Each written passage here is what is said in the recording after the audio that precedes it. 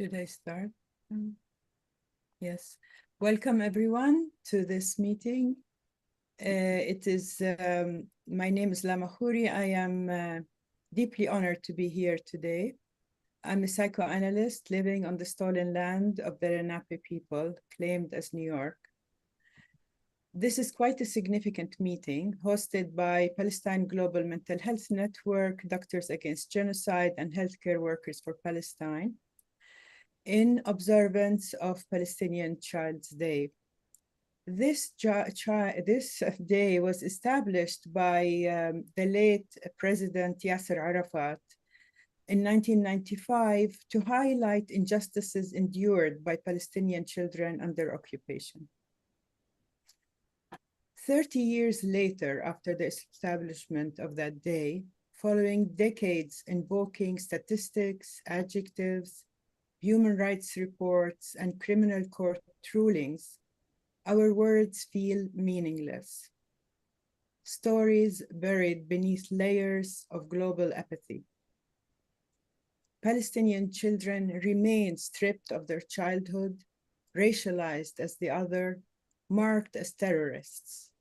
Some as young as 4, their milk teeth intact, like 4-year-old Muhammad Rabi' Alayan, summoned by dozens of armed Israeli police officers from his home in Aysawiyeh, accused of a so-called crime. We see him clearly, tiny fingers stretched upward, gripping his father's trembling hand, while the other hand clutches a plastic bag containing a banana, an apple, and a chocolate bar. Meager comforts to sustain him through interrogation rooms cold enough to shatter the child's spirit itself. Today, the world appears numb to the relentless atrocities we witness. Gaza continues to break grim records. The highest number of child amputees per capita, an entire generation orphaned, unprecedented number of women and children slaughtered. And in the West Bank and East Jerusalem, children are snatched from their beds in the dead of night, jailed, starved, violated, and abandoned to die from medical neglect, or left bleeding on streets shot by IOF bullets as ambulances stand helplessly blocked. Again and again, we Palestinians are reminded that our children are not seen as fully human, unworthy of protection, unworthy of grief. In November 2023, and I'm sure many of you remember this image, 20 Palestinian children stood outside Al-Shifa hospital shouting, "We want to live, we want peace, we want medicine, food, and education. We want to live as other children live. We invite you to protect us." But the world did not heed this invitation. Shortly afterwards, Al-Shifa hospital was bombed, and it remains unclear if any of these children survived.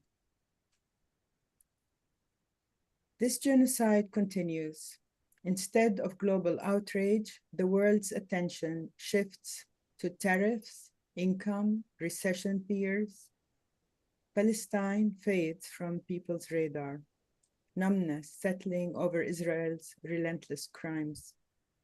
Meanwhile, instead of enforcing international law, the settler colonial entity continues to receive funds and weapons. It is easy to feel disheartened, but this is not the Palestinian way. The words of Mahmoud Darwish remind us, we Palestinians have an incurable disease called hope. Hope and resistance reside in our children, in the boy planting tomatoes on top of his family's home in Gaza. Noor, age 12, gathering wood daily to support his family. Lama Abu Jamous, age 9, determined to become a journalist, refusing the world's silence.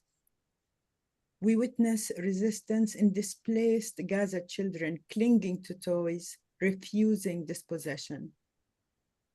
Our gathering today is itself resistance and a testament to hope. In the US, Germany, the UK, and elsewhere, Palestinian activists face detention and deportation threats. These threats confirm the impact of our actions. I share this not to normalize the unacceptable or to digest the unfathomable, but to encourage us. Keep speaking about Palestine, keep posting, keep sharing, keep organizing, and keep disrupting, and never stop believing that Palestine will be free. And I give the floor to my dear comrade, Dr. Jbour. Thank you, Dr. Khoury. We're honored to have this outstanding list of speakers. We're honored to all those who are attending our webinar in commemoration of the International Day of Solidarity with the Palestinian Children. My name is Dr. Nidal Jbour. I'm the co-founder of Doctors Against Genocide. We're honored to hold this webinar along with our colleagues from the Palestine-Global Mental Health Network and Healthcare Workers for Palestine under our campaign, Not Another Child, Not Another Hospital. And obviously, we're all feeling horrible. We're all witnessing the disaster that's happening in Gaza, especially on the children, the civilians, the mothers, their parents. And we're feeling ourselves helpless. We're only counting the bodies of the murdered, of the injured. And we are here today to talk to our colleagues who have more experience on this, on what ways, what other things we can do to help protect the children, not just to be observers to the atrocities and the genocide that is unfolding and has been unfolding in Palestine in the past 18 months. Since March 2nd, 2025, Gaza has been under total blockade. No food, no fuel, no medicine, no clean water. This is the longest aid cutoff since this genocide began. Today, 1 million children face life-threatening deprivation. After 18 months of relentless bombardment, more than 16,000 children have been murdered, 34,000 children have been injured, and nearly all the 1 million children are forcibly displaced many times over, their homes reduced to rubble and ashes. We had a terrible statistic today that in the last 20 days alone, since they resumed this genocidal war, the Israeli genocidal forces have murdered 490 children and injured more than 1,000 child just in the last 20 days alone. Most of these injured children are suffering the most complicated and the most severe types of trauma that even the most advanced medical institution in the West cannot handle, let alone the hospitals that are suffering all kinds of deprivations of medical supplies and of staffers are able to handle, which means we are expecting to see many of those children unfortunately die too. And the bombing is not stopping. There must be something that we can do. The UN is saying the reports there is an average of 100 children are killed or injured every day. This is a graveyard of children, and there is no place in Gaza that's safe for children or civilians. This is a public health catastrophe. The acute malnutrition in northern Gaza has doubled in the last month. 30% of children under the age of 2 are now acutely malnourished. 1 in 3 toddlers are at imminent risk of starvation and disease and death. These figures are not collateral damage. These are the outcome of a calculated strategy to terrorize and eliminate childhood.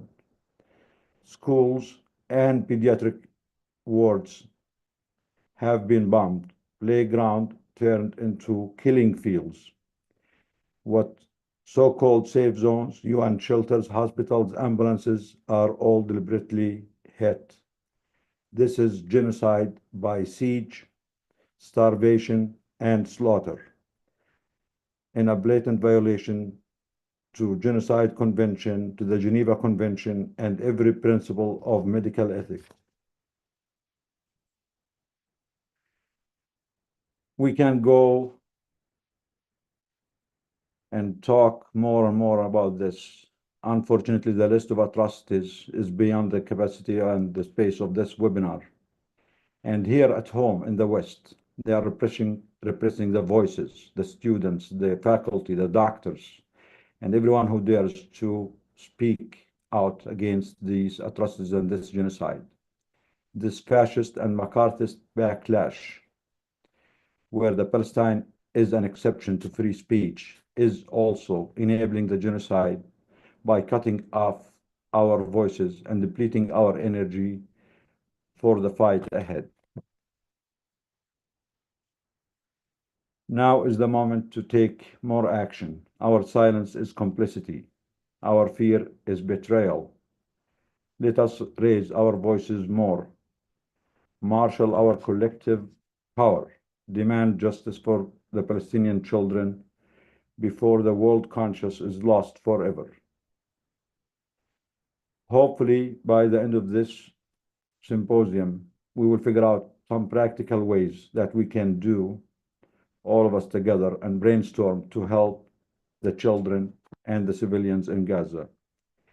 It is my honor here today to introduce Dr. Talala Mofo-King, the United Nations Special Rapporteur on the right to health, to share with us her reflections on what's going on in Gaza and what her office can do to help us, and what advices she has for us as a medical community to mobilize more, to raise our voices more, and to try any way we can to provide some material help to protect the children and the civilians. Dr. Mofo-King, thank you for being with us. The floor is yours.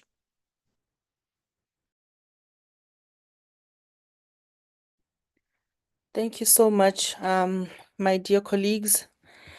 And it's really getting very hard to continue to plead for the world's humanity and for the leaders who are within the multilateral system as a whole, but specifically within the United Nations, to do what has been entrusted upon them and to use the authority and the powers that they have to fully maximize, firstly, the end to this current genocide, but also commitment to ending the illegal occupation and to start finally to getting on a path for all Palestinians everywhere, including its children, to be able to self-determine, but also live in a world that has recognizes their humanity without, continuing to plead for that to happen. The promise, by Israeli leaders to destroy Gaza has been fulfilled. This current and latest escalation surpasses historical proportions, even what we thought we have seen in the last few months.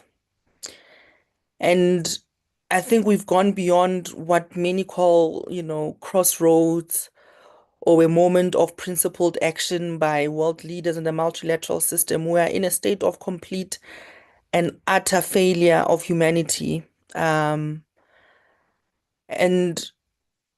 on the one hand, we must absolutely do everything in our power. And my participation today, it's to bring that sense of solidarity to all of you, that those of us who are close to the United Nations system are still committed to protecting the international human rights the laws, the systems, the practices that have been established to ensure that we firstly end the bombs and continue to call on other member states to embark on an arms embargo, but also, importantly, a political, diplomatic, and economic, even a cultural boycott of Israel, as well as its partners, its friends, its enablers of this current genocide. I've spoken about the mental health, but specifically of children who are growing up with the fear of just even anticipating violence. That in itself is a violation, to be constantly in fear of bombardment, whether or not the bombardment actually happens. But to live in constant agony of anticipating violence of this nature, we already failed the children of Gaza before October the 7th. And I know for many people around the world, the solidarity and the renewed sense of understanding, reading the history of the occupied Palestinian territory and how we got where we got to, for many people, October the 7th is a point, right, in time. But before October the 7th, Gaza was already a geographical point that was never natural, that was normalized, and the conditions were never compatible with the highest standard of physical and mental health. And so we ought to understand the genocidal plans that have been in action for the decades. That now, because of literal bombs raining from the sky, for some people, now only also after months and months, even after the ICJ court case, they can even utter the word violence, imperialism, colonial violence, and genocide. And it's important to understand that this is a compounding type of a violation, a violence that has enabled even the current trauma to be normalized. The fact that we still have to plead for children of Gaza to even be called children in news articles and headlines, it dehumanizes even themselves, right? And so all of the ways in which imperialist violence works in terms of its dehumanization, we ought to see those psychological wounds, even for all of us on this call as adults. I'm a South African Black woman. At 8 years old, I knew how to attend protests for our own anti-apartheid struggle. I know for me, sitting here at 42 years old, what it has meant for me personally to have grown in that kind of environment. And I know the psychological trauma and the wound that I continue to carry even as an adult. And that the work of immediate support, immediate psychological first aid that Israel made sure is impossible to provide is also intentional. So the infliction of more psychological stress and trauma and anguish is also part of the genocidal plan. And we feel the way we feel as adults who has the cognitive capacity to process, to analyze, to try and think and connect all of the dots. As a child without even the emotional and cognitive capacity to even try, the level of anguish that those children are growing up in is impossible. We have yet to develop the kind of matrix required to truly understand it. And my plea always is that we do need immediate, multi-level, multi-sectoral approach in how we are going to think about a psychosocial response, what it means, and the kinds of resourcing required to do that in the short to medium term, because we know that Israel their enablers, their partners, their allies have completely rejected the ICJ. They've completely, committed themselves in a very shameful way to breaking down the multilateral system and the human rights laws and systems and the international law and order. We know that they are committed to that. So the question is, how are we going to therefore hold them accountable in funding the recovery of what they have caused, and also ensuring that we get resourcing and sustainability in even the underlying determinants of health. The medical infrastructure is completely irreparably damaged. How do we start rebuilding that while at the same time we make sure that we foreshadow the needs of children, their mental health, and realizing, and we know this on this call, at least I know we do, that it is intentional, that most of the casualties, whether you are counting death, injury, complications, amputations, no matter what kind of quantification of a system you use for trauma, it is children who are leading that count. That is part of the intention. And so our commitment and our defiance is absolutely because we know that every child deserves to thrive, deserves communities that are safe and sustainable, that every child requires an equal opportunity to realize their own right to health, which further enables them to participate in society, in education, in culture, in sport, in the economy later on when they are adults. It allows them to fully participate to the level of their choice in the ways that they wish. They can dream. My colleague earlier on, when she introduced that, the hope that we all hold is very important. And for me, on the one hand, I resist to try, and especially as someone who is not from the region, to impose resilience, on people who are suffering. But there is something quite profound about the fact that even within these oppressive systems of exploitation and humiliation and brutalization and colonization, that there is still this hope. But I know that, like the medical doctors that we are still fighting so hard to get released, these children did not have to go through any of this to show us how resilient they are or to show us how hopeful they can be. And it's still a reflection on all of us as adults, on the collective world, and its failure on humanity, that we can sit here today and deeply wonder, what does the collective future look like? But I know that from my mandate, as I continue to receive information, I continue to engage with the member state of Israel. You can, of course, guess what the response is: nothing. But it is important to continue to do the work, to quantify, to let them know, to remind them, because there will come a day of reckoning, of accountability, of justice. And when that day comes, no one can say they didn't know. And I just want to close by saying that the not another child is an important principle to stand behind. It is an important moment to get us to rethink about really specific needs and specific issues.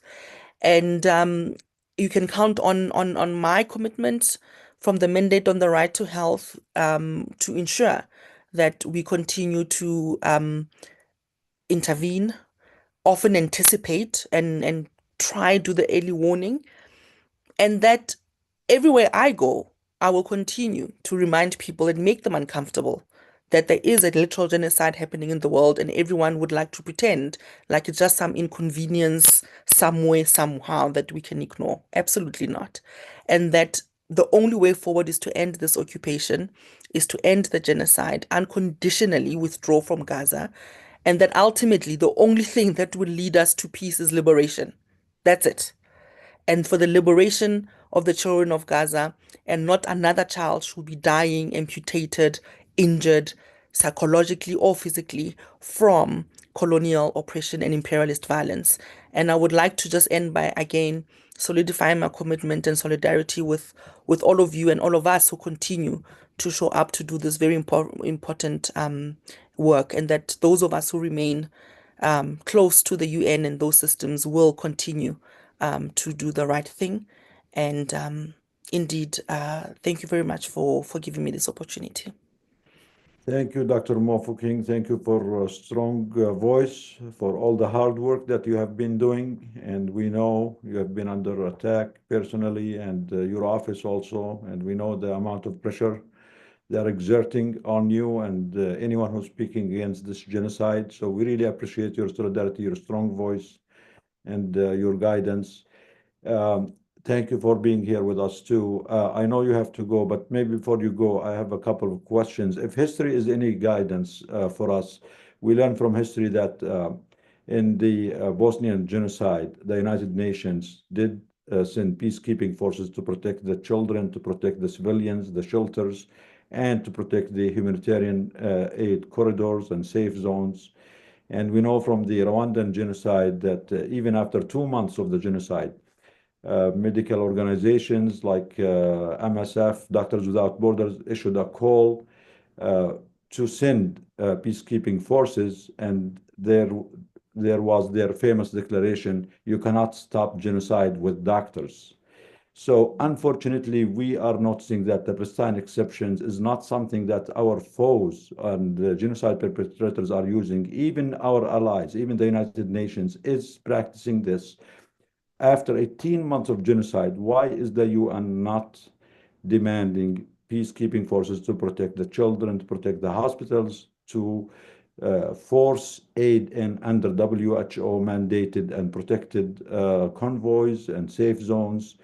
Why are we still, after 18 months and mass slaughter of children, we have the highest number of children killed and murdered in any one 1 year or 2 year span in history, the pace of killing, the complete disregard of human life. Is it within your office or your mandate to call for, we cannot protect, doctors or healthcare work cannot stop a genocide. We call for a peacekeeping forces. Is it within your office mandate to invoke or call to invoke the Genocide Convention so each state face their responsibility and duty to intervene, to prevent and to protect? If you can, please give us, some insight about this, and if there is anything also you can share with the medical community, because during the apartheid in South Africa, we know that the medical associations globally joined and issued simultaneous statements, and that call was, in a way, helpful to impose sanctions on the regime of the apartheid in South Africa, and was one of the tools that used to end that apartheid system. Is there a call from your office, joint with us, Doctors Against Genocide, and our colleagues here, to issue statements to end the genocide, ceasefire now, arms embargo, safe passages and convoys, protect the children? If you can also shed light on this, please, before you go. Thank you. So, yeah, a couple of angles on that one. On the one hand, we've got working methods as independent experts of the UN, because remember, we're not employed by the UN. We are offering expert service as advisors on human rights to the UN member states, and mandated through appointment by the Human Rights Council. And we report to the Council and also the General Assembly. And in between, you've got the Human Rights Commissioner, for example, and you've got the Secretary General, just in terms of political leaders within the UN. And both of those have received open letters to me. So I sent them to them privately, and I did let them know that they would become public. And those detail some of the points that you have mentioned in terms of what is expected out of them as leaders in their respective offices, and how they should use the authorities, the resources that they have to be able to continue to, firstly, at the time, it was to speak more and do more. And what we have also written to Pope Francis in December of last year as well, urging him from that point to say there's many people in the world who are, believers, faith-based, and Catholics as an religious institution is the only one that has a seat in the UN, for example. You ought to be doing more as the leader of the largest religious community that has a representation within the UN, for example. So I've been trying to also reach out to leaders who are not necessarily first or foremind, and the Pope was one of them that I interacted with. The other working method, that's a formal UN process method, is that I write to member states and interact with them through dialogue, interactive dialogue. And since my dialogue with them in October of 2023, I had a different report, which was a very different theme. It was on food. But before I even started that, I started by speaking on Gaza, and I've done so every single time I interact with member states, because no matter what we are talking about, even now with the Commission on the Status of Women in New York, there's an event that we did that's called Unsilencing the Commission on the Status of Women, because how are you talking about the status of women and ignoring that as a genocide, literally targeting women and children, and we know what that means in terms of extermination of an entire population. So those are moments that one has to create, but also take on in those formal UN spaces and programs to keep pushing for what you're saying. And just 3 days ago, the very latest public facing intervention I did with many of our colleagues, led of course with Francesca Albanese, was another statement talking about the end to the current impunity, what's required, reiterating the different opinions of the ICJ, but also calling very clearly and naming some member states who, for example, have started the Hague Group as another point of pressure, because we have to come at this at different points.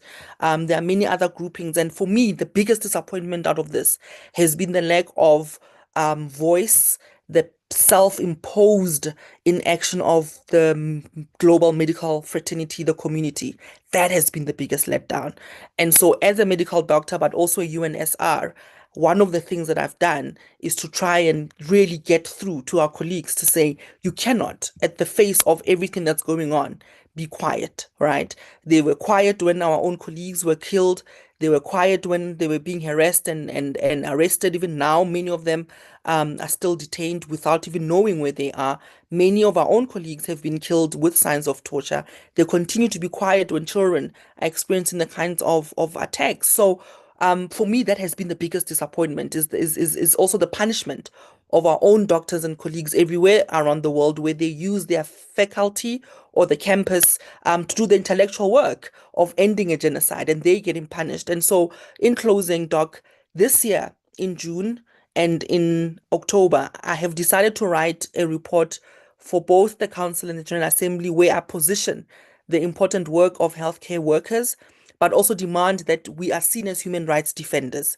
And those two reports, although they are not about Gaza, they of course talk about it. They are contextual, thematic points in that report as well. But it's also one way of trying to firstly bring a human rights analysis to this continuing but rapidly dynamic situation, remind member states of what it is that is expected of them. And through that formal presentation, that formal dialogue, that formal report, it's one way again for me of getting the work through the UN. It will be archives one day. But again, no one can say that there was no call from inside the house, because it's very loud. And so if there is continued inaction, it's not because the independent experts are quiet. And so the question for me is, why do we have world leaders who are so willing to self-impose passiveness and inaction? And I wish I knew that answer, but I think we can all guess what it is. Thank you, Dr. Mofuking. Any one of my colleagues here, the panelists, have any questions? Dr. Yes, Mofuking, before she goes, please. yes, Nidal. Dr. Mofuking, thank you so much for being here with us. So, just as a background for you and for everyone on the audience and in the panel, Not Another Child, Not Another Hospital was our call as Doctors Against Genocide and Healthcare Workers for Palestine to invite our colleagues in the hospitals, in medical association societies, to join the call to protect children and protect hospitals because of what we have seen in Gaza. And to be frank, not in Sudan, in Ukraine, there has been unprecedented attacks on hospitals that are against international law. So, our call has been not answered with the same enthusiasm that we are hoping for. And there has been either ghosting us or not reacting. And on the occasion of a response, we get a negative response. That said, these are, the traditional institutions, the traditional hospitals that we have approached who have been very, I would say, complicit in silence. We do have a lot of response from our colleagues and the organizations that have become as a replacement for these traditional classic institutions. We really want to make this bigger and larger and stronger as a call, not another child, not another hospital. And is there something that your position in the UN can help us amplify this and make it a call that, you being the special rapporteur on the right to health have authority. And we're wondering whether this is something that you can help us amplify, support, lead, and make it stronger. So the answer is yes. I can absolutely lend you my absolute unwavering commitment to help you in the advocacy work. So whether it's public facing advocacy activity, absolutely you can count on me for that. Secondly, where there are opportunities for example, I'll be in the Human Rights Council in June. The report I'm representing there is on healthcare workers as human rights defenders. We can hold and see who else in Geneva, for example, can host a parallel event that coincides with me being there. We can have a very specific, nuanced conversation of your determining and your choosing, and we can jointly work on what that parallel event is and what issue we want to bring to the fore, right? Based on the report that will be coming out. The report will be public sometime in May, so you'll have some time to read it before I present it to the council, right? So that's another space where this advocacy actions can also happen. Of course, it's important as well when I know of campaigns such as this, I follow online. So if there is online like whether it's live Twitter Q&A or you post stuff or there's anything like that, and I'm able and also happy to help you publicize those across the different social media networks, for example. Happy to help with that kind of advocacy support. So it can be very formal, right? Thank you. Through event or yeah, or it can We be. would be happy. We would be happy to hold such a I parallel think that, yeah. webinar in June, and so this Yeah. week we can join power, amplify our messages. Great, thank you. Yeah, and the other thing that we face in academia, and a lot of us are in academia here, is this insistence on separating scholarship from advocacy that we keep hearing. That you as a medical doctor, you should know how to treat your chronic diseases or cancers or autoimmune disorders, but you should absolutely stay away from advocacy. And I find that offensive to our profession. And this is something where we really need all our voices together to redefine our profession and make refocus our profession on our role on how to protect lives outside of our office. And this is basically the mission of Doctors Against Genocide. And this is what we have been advocating for. And we need every single voice to dismantle this mythology that is extremely harmful to humanity, that we as doctors cannot even advocate for our patients outside of our offices. And, this is something that we can definitely use your expertise and your voice. Absolutely. I mean, and it's also a pure lie, right? Like we know that's literally a lie. So we need to just, and now suddenly medicine is not political, when our literal principles of family medicine, the principles of medicine, internal medicine, our oath, everything speaks about advocating for your patient's rights, understanding the context of illness of your patient, being a manager of resources, even in the community, to a point where, and I don't know if it's a South African thing, and I don't think it is, in our oath, you are even compelled to share the same community and live in the community with your patients, literally to do what you are saying. You have to be immersed and understand what, not just underlying determinants and commercial determinants, but political determinants of health are very, very important. And there's no way that suddenly people cannot see how academia has not been an important space for advocacy, for literal intellectual work of ending oppression and imperialism. Even for South Africa, as a case study, it was through literal organization, through campuses and universities everywhere around the world, to a point even where our own anti-apartheid heroes were being given scholarships and being educated in the UK, in America, all over the world, right? So even that sense of international solidarity, responsibility, it's been stripped away from us to isolate us from each other, that we are actually unable to summon a community that's connected, that's organized, and therefore able to hold Israel and its allies accountable. So everything that they're doing is to basically hamper and make sure that they weaken anything and anyone that has the capacity to hold them accountable. And I say this to my colleagues all the time. The reason why their inaction is so deeply, deeply disappointing, but it's quite jarring, and you can't make it make sense. It's because of the power that we hold. There is a power in being a medic. There is a power being a doctor in society. And we have to use that power responsibly and not self-indulgently and not for egos. We have to use that for justice. And we must, first and foremost, remember that health systems are also part of the social system. A lot of what happens outside of the health system affects us directly. And so there's no way that we can have medicine in some sterile environment while the rest of the world is engulfed in protracted war and genocides, and then pretend that somehow medicine is apolitical. Medicine is one of the most political sciences that get practiced in the world. So even medical pedagogy, the training, the content itself, with or without Gaza, was always going to need to be updated and changed, because medicine in itself, as a science, has a lot of bad history. And you can't undo that or show a commitment to understanding that by then further hiding to pretend that medicine is apolitical. We have to reject that. Everything about medicine is political. Even who makes it into a medical school is political.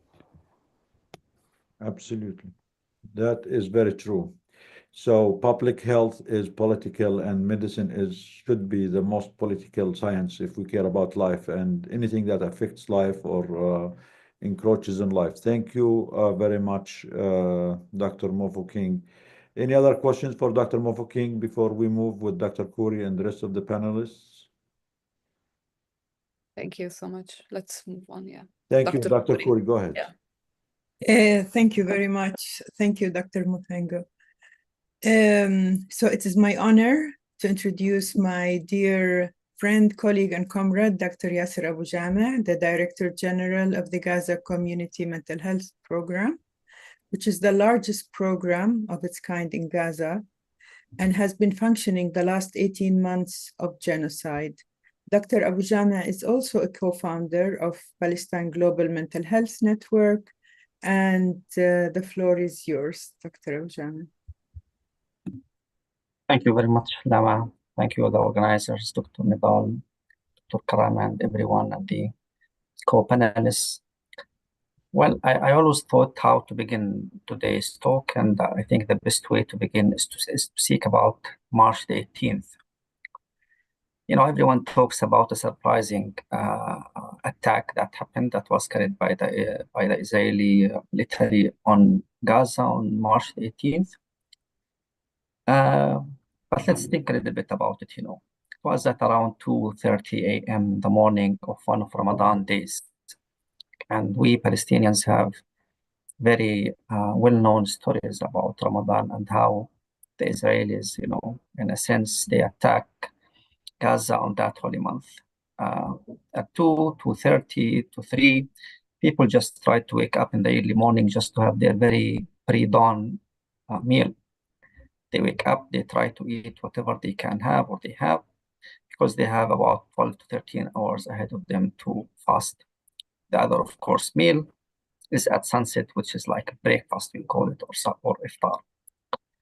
And there were many atrocities. You can read the news, you can see the histories. One of them is, of course, when 27 members of my extended family got killed in one attack in 2014 at the sunset, when they were just sitting and trying to start their breakfast, after one full day of fasting.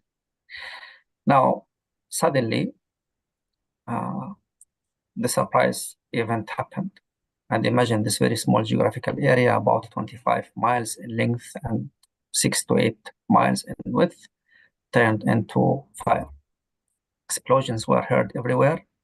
I don't know the exact number of jet fighters that participated in that. They say about 200. And imagine those 200 strikes hit that very small geographical area.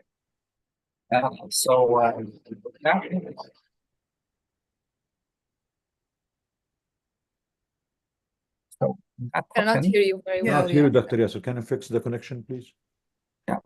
So is it That's better good. now? I think there is some noise in the outside. So That's good now. when that thing happened, most of the people, especially the children, were just sleeping or about to wake up.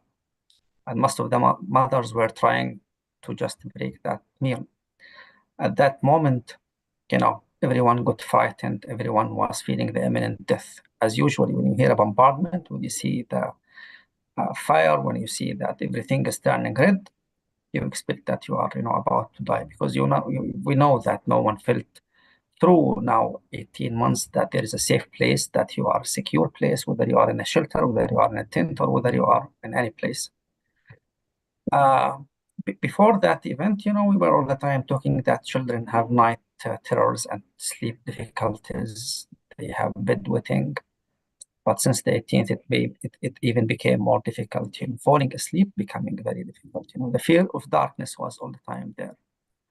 And it's not only the 18th of March. Now we hear every night, when you talk to people in Gaza, they say the whole night we hear sounds of explosions. Explosions that happen in Rafah area, explosions that happen in the very northern area of Gaza Strip, in Beit Hanun and Beit Lahi. And for example, someone who is in East Khan Younis, less than 10 miles far from the explosion areas in Rafah. Someone who is in Gaza City is again less than 10 miles from what happens in the very northern areas. Now, this is at best, needless to speak about the orders that are the evacuation orders that happen every day. And one single day, I think 3 or 4 days ago, there were 3 orders.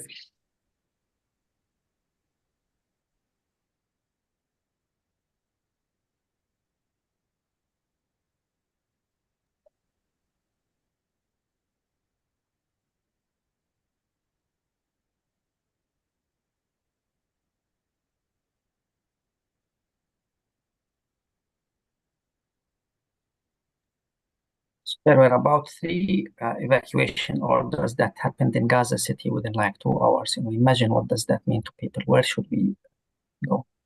Now, back to the children, screaming, crying, frightened, in shock.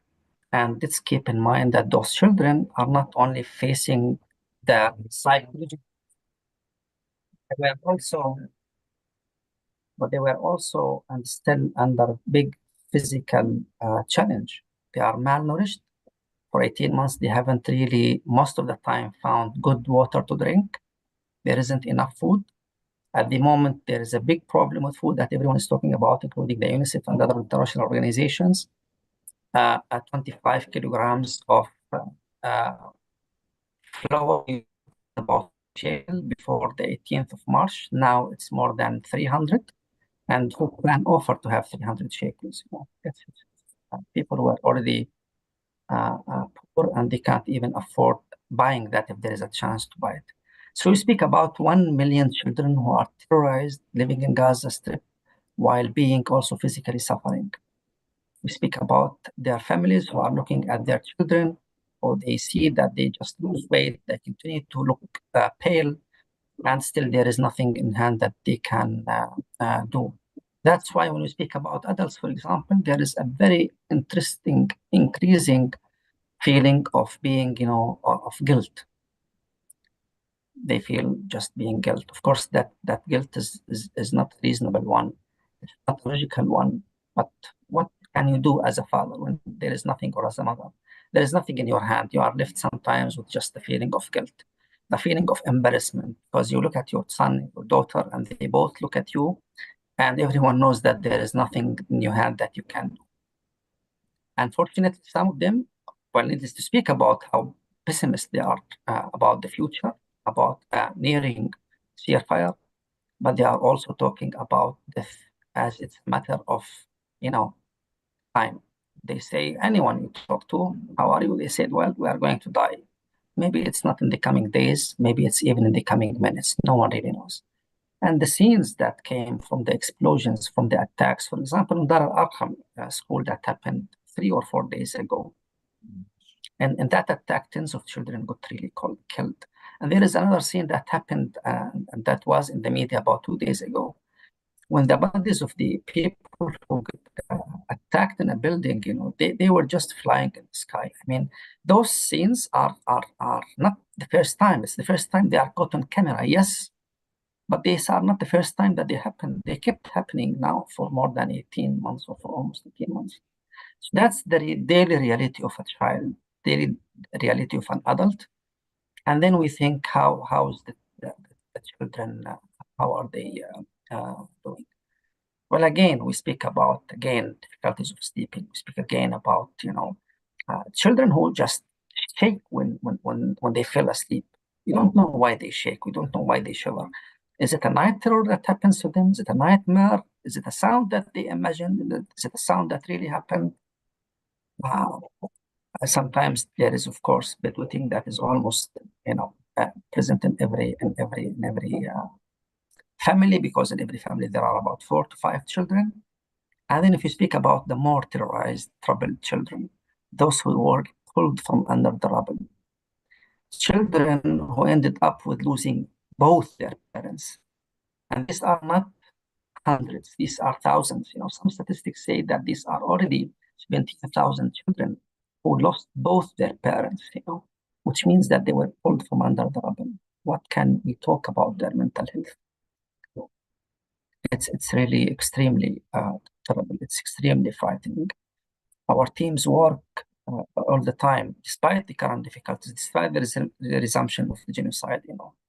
They try to do their best, but how can you help a child who's screaming during the night? How can you help a family when they speak about how terrified they are?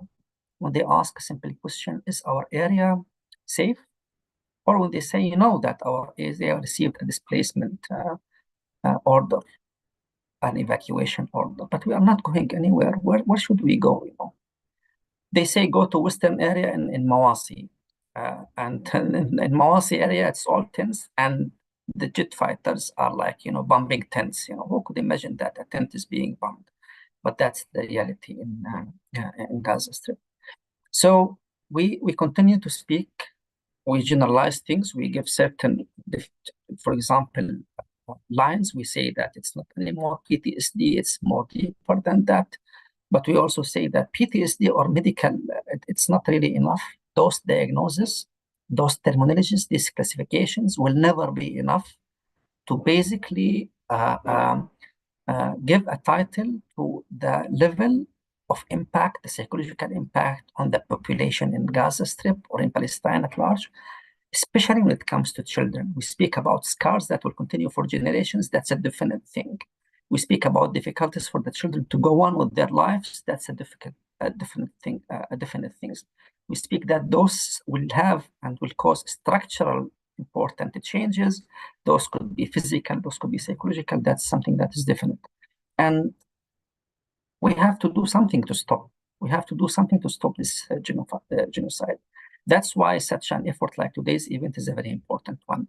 And that's why that despite all the feeling that we are powerless, that there is no hope, that things can get better, we cannot really give up and surrender to that hope. We need to struggle and to continue our struggle, because this is going to end one way or the other. And then we have to really start helping those kids, those children, those families, and not give up on those people. Thank you very much. Thank you very much, Dr. Abu Jame. It's impossible to know how it's like until we hear from someone like you. We're gonna leave the discussion for after the meeting, after every panelist speak. We had to do it differently with Dr. Mofokeng because she had to leave. So now it's my honor to introduce lawyer Sahar Francis, who is who is a Palestinian human rights defender, the general director of the Palestinian human rights organization Ad-Damir. And Sahar Francis is a lawyer and has worked for years promoting human rights in the face of Israeli occupation of the Palestinian territory. As a director of Ad-Damir, she focuses on the political and civil rights issues in the occupied Palestinian territories, especially those of Palestinian prisoners and detainees. And the floor is yours, Sahar. Thank you, Dr. Khouri, and thank you for inviting me to share you with this meeting today. And honestly, I'm so honored and touched to be speaking after Dr. Yasser and to understand more about what's the daily life and how people survive in Gaza, especially because in Ad-Damir and me personally in the last 18 months, we were following hundreds of cases of prisoners, including child prisoners in the genocide time. And the issue, since we're also meeting today in order to discuss the Palestinian Children Day and to talk about the child prisoners' experience, the last 18 months were the most difficult period I ever faced in my career.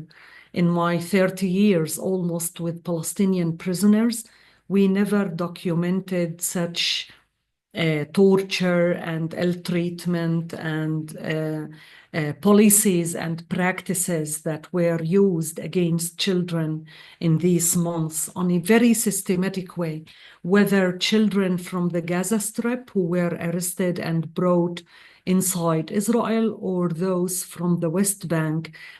And I should highlight that we don't have an accurate statistics about the number of Palestinian children from the Gaza Strip that were arrested in these months and interrogated or held under what's so far called the unlawful competent law in the Israeli detention and prisons, because the Israeli authorities were never disclosing such statistics. What we are sure about, that children from Gaza, some of them, they were even killed in the process of the arrest, because when families requested the Palestinian organizations to locate the children, we were receiving answers from the army that they don't exist on the system.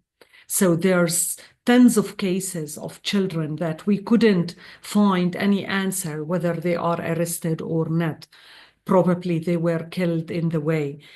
Children were used as human shields, like the army were forcing children to enter to houses or areas before they enter to check whether there's fighters or militant people in these houses. Children from Gaza were treated as the adults. So the images of the naked detainees that we all saw were brought from the Gaza Strip into the detention facilities. Children as well were reporting that immediately after being arrested, they were subjected for lots of brutality, violence, attacks, kicking, hittings with the weapons, strip search, and handcuffed, shackled, blindfolded, and transferred in trucks or buses into the detention facilities. And they were treated exactly as the adults in these detention facilities, forced to sit on the ground in a very thin mattress for 24 hours a day, to be silent while handcuffed and still blindfolded. They faced starvation, lack of proper health treatment, not enough hygiene stuff, some of the children were forced to stay in the same clothes for more than 4 or 5 months before being able to change their clothes, and they were showering just once a month at the beginning of the like the couple of first months of the war. And children were subjected for the arrest under the unlawful competent law. This is a civil law inside Israel that enables the authorities to arrest anyone. An open-end detention. It's not limited for a period and based on secret information. So the children were facing suspicious of being members in illegal or terrorist groups or being a threat to the security without knowing the clear accusation against them. And children from Gaza as well were banned from meeting the lawyers for a couple of months at the beginning. It's very few cases that the lawyers managed to visit children so far from the Gaza Strip in the main prisons inside the state. And they are facing as well the starvation, the torture, and the abuses, even in the prisons under the prison authority, not just in the military detention facilities like Sdei Man, where also they faced the sexual harassment and sexual abuses as the adults. Children from the West Bank, more or less, they get through the same experience. Since October 23, more than 1,200 children from the West Bank and East Jerusalem so far, they were arrested. Currently, there's 350 children in the Israeli prisons from the West Bank and East Jerusalem. Out of them, there's more than 100 children arrested under administrative detention. Administrative detention is very similar to the unlawful competent procedure. It's based also on secret information, but the order itself is limited for 6 months, but it could be renewed indefinitely, which means, again, the child could spend more than 6 months, in some cases 1 year or more than 1 year in detention. Also, the children from the West Bank were facing starvation, cutting the water and electricity, total ban on family visits since October 23. Out of the lack of the hygiene and the cleaning stuff in their rooms and their cells, the lack of proper health treatment, most of the children, as the other 9,500 adult detainees, they developed and were infected by the scabies, the very serious, it was shocking to see how this disease developed inside the prison and affected so many detainees. And the last case of a detainee that lost his life because of these complications of the infection with scabies, with other, the starvation and the other policies implemented, the boy Walid Ahmed, who died in the Megiddo prison just last week, and the autopsy report disclosed that the main reason is the lack of health treatment and the starvation policy and the physical attacks, the beatings and the violence that these children are facing in the detention facility on a systematic way. And 63 people actually died, including Walid himself last week, already died. And just these cases are just the cases that we know the identity of the detainee. We estimate that there's more people died, especially from the Gaza Strip inside the prisons, that we don't know their identity.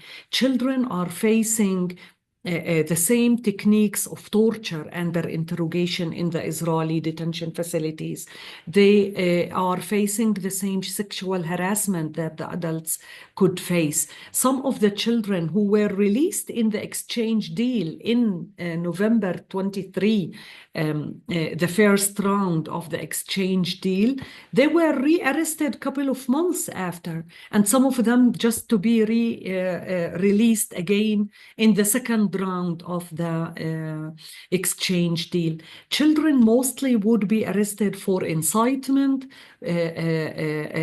by writing on their Facebook, Twitter, or any other social platform. They could be arrested for throwing stones, and they face long sentences, harsh sentences, without any guarantee around fair trial. I know we're very limited in time. There's no enough time to discuss all the legal aspects of the experience of arresting these children, but I would end up with that there is definitely an intention to attack the Palestinian young community in order to affect a whole generation, because the Israeli authorities are totally aware that the experience of imprisonment is not something that you easily get away or deal with after the release. It's something that will accompany you, will affect your future for very, very long. And this is the main reason why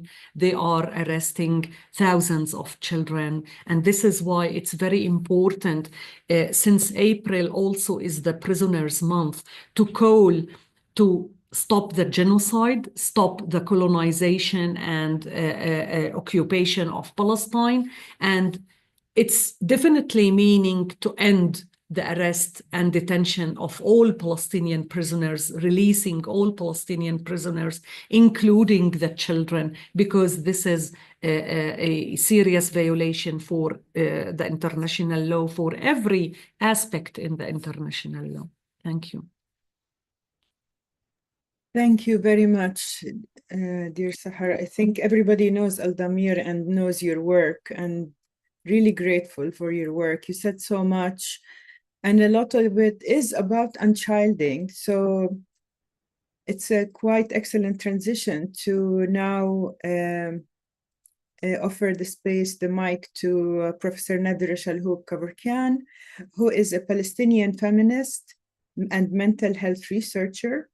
She is the author of many books, among them Incarcerated Childhood and the Politics of Unchilding. Nadia, the floor is yours. Thank you. Thank you very much. Thank you to the previous speakers for eye-opening insights. And I think that if Sahar was talking about the lack of data and the inability to count the uncounted, the fact that we don't know how to actually count the rearrest which is there, and how do we look at the patterns of abuse, of arrest, of torture, of sexual abuse, of the fact that over 100 children are under administrative detention, and the fact that it is an attack on the young community. And Dr. Yasser was talking really clearly about the power and the psychological warfare over children, because again, how can we look and check and count with the yardstick that were built in the West at the amount of ongoing accumulative and continuous trauma that Palestinian children, without historicizing the situation, without politicizing the situation. My intervention is really based on the insights of Sahar and Yasser to state clearly that children have been an object of colonial control, and we know that very well, and a tool to maintain such a colonial order in different places.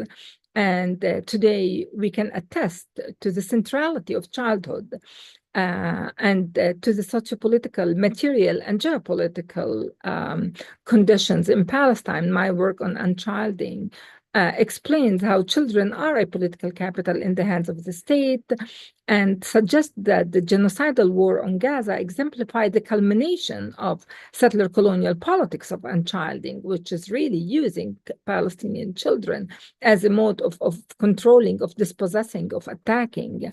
And the colonial politics of unchilding exposes the racialized political work of violence that really constructs, that directs, that governs, that transforms colonized children into dangerous others, into racialized others, thereby enabling their eviction from the realm of childhood, as I say. However, through the culmination of unchilding in Gaza today, I clearly indicate that unchilding is a genocidal means not only to kill or maim children, but rather to overkill, killing the possibility of being a child by the destruction of their homes, of their neighborhoods, of their hospitals, and the transformation of their spaces into a graveyard. And here I want to share with you just some of the data that we have today in relation to Palestinian children and what is happening today. So this is a war on children. Yes, this is a war on children, and we need to keep that into consideration. Children and minors, as we see, the data shows us below the age of 18 make about 43% of the combined Palestinian population of 5.5 million in Gaza and the occupied West Bank. On March 18th, as Dr. Yasser have stated and showed, 174 Palestinian children were killed in one day, marking one of the largest one-day death tolls since the beginning of the genocide. Yeah, and when I look at the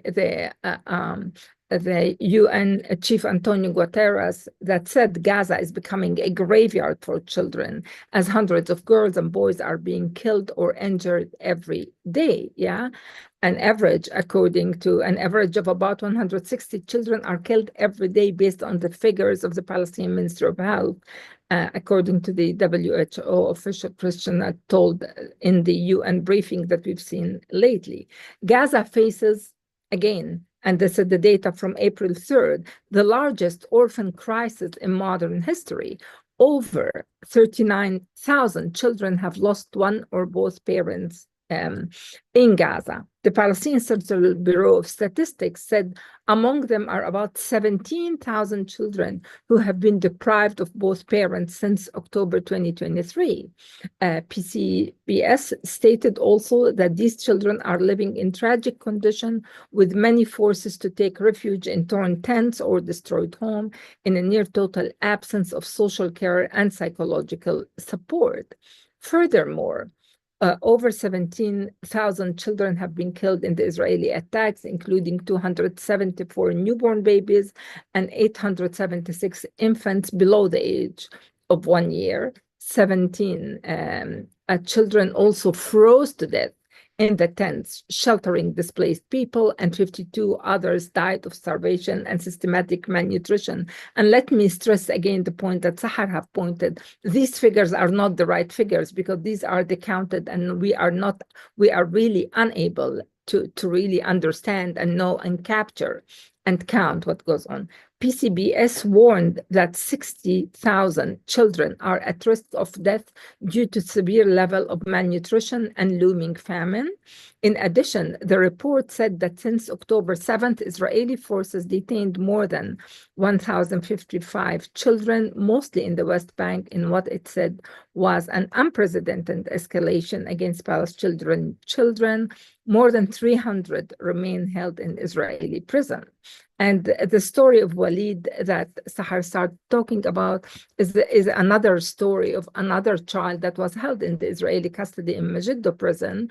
Yeah, and the autopsy, the post-mortem examination indicate that Walid suffered, according to the doctors who attended the autopsy on behalf of Walid's family, and it shows that he had severe health issues in both chest and abdomen cavities, like caused by blunt trauma and so on, and he died in prison.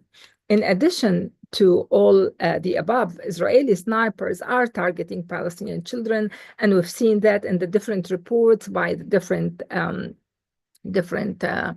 doctors. It was covered by Democracy Now! Lately, but the Defense for Children International in their report in March 2025 said that systematic targeting of children is there. They collected numerous cases of children being really directly targeted by the Israeli snipers with live ammunition.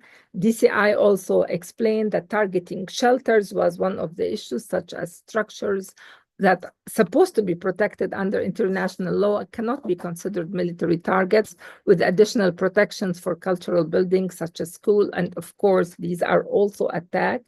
And deceptions and targeting of civilians, that is another issue that was covered by DCI, Defense for Children International. Visualizing Palestine have really published different visuals on stolen steps and child amputees in Gaza, where there, and I really invite you to go and look at their visuals. They're amazing. And for example, they talk about the stolen steps. An estimate of 4,000 Palestinian children have lost at least one limb as a result of the Israeli military's use of explosive weapons in a densely populated area. The genocide has destroyed all rehabilitation program in Gaza while exponentially increasing the need for them. And this is, again, as you can see, they covered some of the stories. Dunia's stories that have lost her right leg, and her leg was amputated in an Israeli airstrike that killed 6 of her family. 2 months later, an Israeli missile struck the maternity ward of Nasser Hospital, killing Dunia. And these are stories that are important. In addition to the stories and to the data, I want to share with you some of the academic articles that were published lately. For example, Israel's war on Gaza is deliberately targeting children deliberately, and this is by Rachel Rosen and Mogli. And they said that the March 13th report from the UN Independent International Commission of Inquiry on the Occupied Palestinian Territories examined what is called Israel's systematic use of sexual, reproductive, and other forms of gender-based violence. And the report deliberate acts that have been aimed against mothers and children, including the destruction of Gaza's main fertility clinic, Basma, the IVF clinic. They also talk about March 15th, a UNICEF report claimed that 31% of children under 2 years of age in the north of the Strip were actually malnutrition. There was also been a dramatic increase in deaths due to acute malnutrition. And as you know, that some of the Israeli policymakers, such as Itamar Ben-Gvir, have publicly said that the army has the right to open fire against, and we cannot, as he said, they are quoting Itamar Ben-Gvir, who is a minister in the Israeli Minister of National Affairs. We cannot, I quote, we cannot have women and children getting closer to the doctors. Anyone who gets near must get a bullet in the head. And this is a minister. Again, a Knesset member, Nassim Vatouri, said every child born in Gaza is, and quote, already a terrorist from the moment of his birth. And I suggest that you read the article. In addition, there's another article in Lancet that talks about counting the dead in Gaza and the difficulty in counting, but it's the essential thing in counting. And they clearly shows that in recent conflicts, indirect death ranges from 3 to 15 times the number of direct deaths. Applying a conservative estimate of 4 indirect deaths per 1 direct death, according to them, means that we can go up to a much higher, to 186 or even more. Death could be attributed to the current situation and the war in Gaza. Let me just move into another article that really looks at the silent crisis and the effect of malnutrition and dehydration on children in Gaza during the war. It's an article by Abu Zair and Al-Waladi Ashur and others. It was published in Frontier in 2024.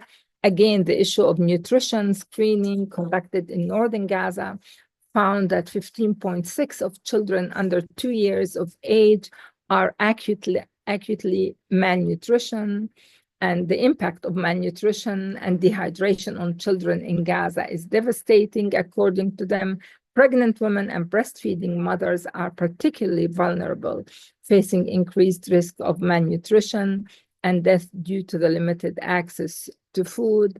But with all the data that we have, we know that Palestinian children are telling their stories, they're continuing to speak. Devin Atalla and Yasser Abu Jama, who's with us today, have clearly showed in their latest article published 2-3 days ago that the prolonged and frequent exposure of children to traumatic events and harsh living conditions in Gaza has resulted in mental health crisis and indicated the unprecedented level of psychological trauma and severe distress. And they concluded their article by saying, we must fight the loss of hope and resist the urge to give up. We cannot give up, they say. We refuse to fall victims of despair. This is what settler colonialism wants. We must remember that one of the central goals of settler colonialism is to displace us from ourselves, to make us all feel out of touch with our own inner ground, to lock us within a space of perpetual psychological torture. So if I conclude what I'm saying here, is that unchilding, and I'm insisting, and I insisted in the book, operates profoundly through the disruption of the intimate, of the child and the family that is embodied in the biopolitical and visceral, as well as through the global and local politics of silence, as we have seen in the first part of this meeting. The negligence, the intervention, and the inaction with wounding regulations and non-regulations inherent in a geography of power within the settler colonial context that is inherently and necessarily preoccupied with children.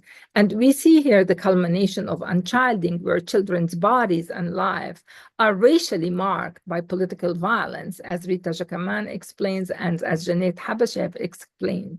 But children are acting in their own way to prevent and to interrupt such unchilding. In my work on unchilding, I really argue that Palestinian children, through love, through play, through support to each other, through schooling, and even the gathering of their loved ones' body remains, the ashla, they interrupt the genocidal unchilding. They share their truth and propose new strategies that go beyond language and beyond location, engaging in a kind of decolonial love. Children positively engage with their wounding and suffering to refuse dispossession, to refuse dehumanization and criminalization and make life out of wounding and loss. So children are authors of knowledge. They're authors of life, of love against the graveyard and the graveyard diggers and the colonial shoot-to-kill policy. Now, in our work, it is our role to support their life-making. And let me just bring the voice of 2 kids just to tell us how powerful are Palestinian children. رسالتي للعالم أن يسمعوا صوتنا ويروعوا عائلتنا. نحن لسنا مجرد أرقام في أخبار الحروب. نحن بشر نحلم، نفكر، نشعر، ونحب الحياة. بسنة And let me bring his voice as the last voice. طبعا رغم الألم في هالبيت، ورغم الألم رغم الدمار سنضلنا هنا. سوف نبقى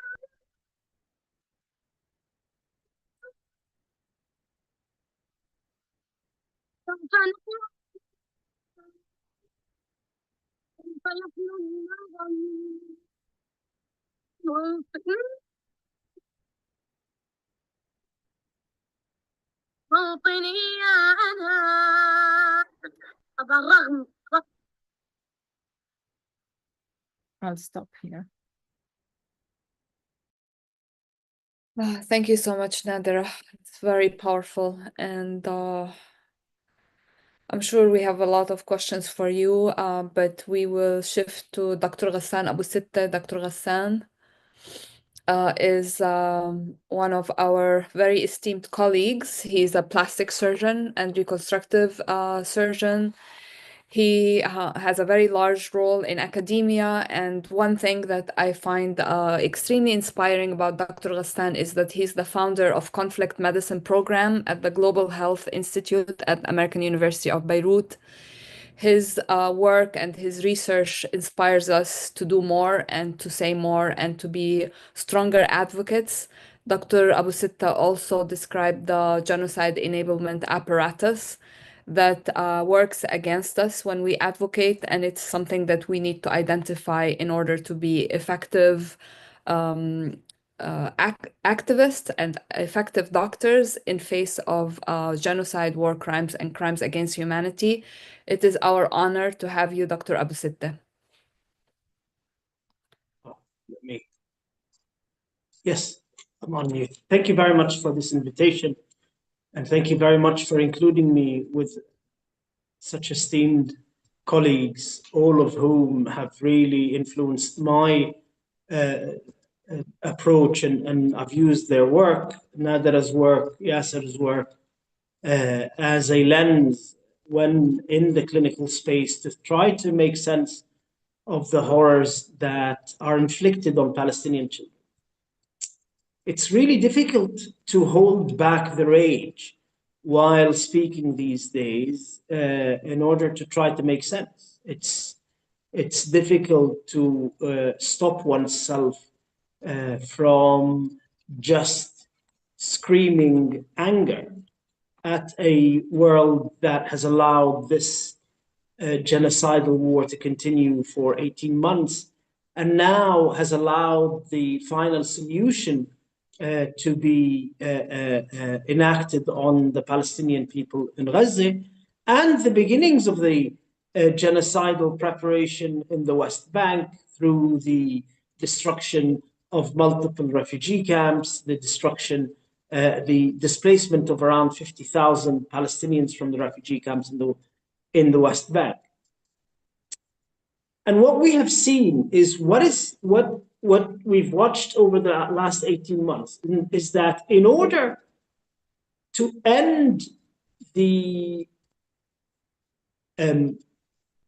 contradiction between the genocidal acts that the West was committing in Palestine, and the West was not in support of the genocide, but actually in participation of the genocide, whether the United States bankrolling it and having forces on the ground, the UK with its flights over Gaza for espionage and the provision of that kind of data to the Israelis, the Germans with their tenfold increase in sales to Israel. We see that what that contradiction has had is it has allowed the resurgence into power of a fascist anti-humanist ideology, because those contradictions between the actions of these governments and the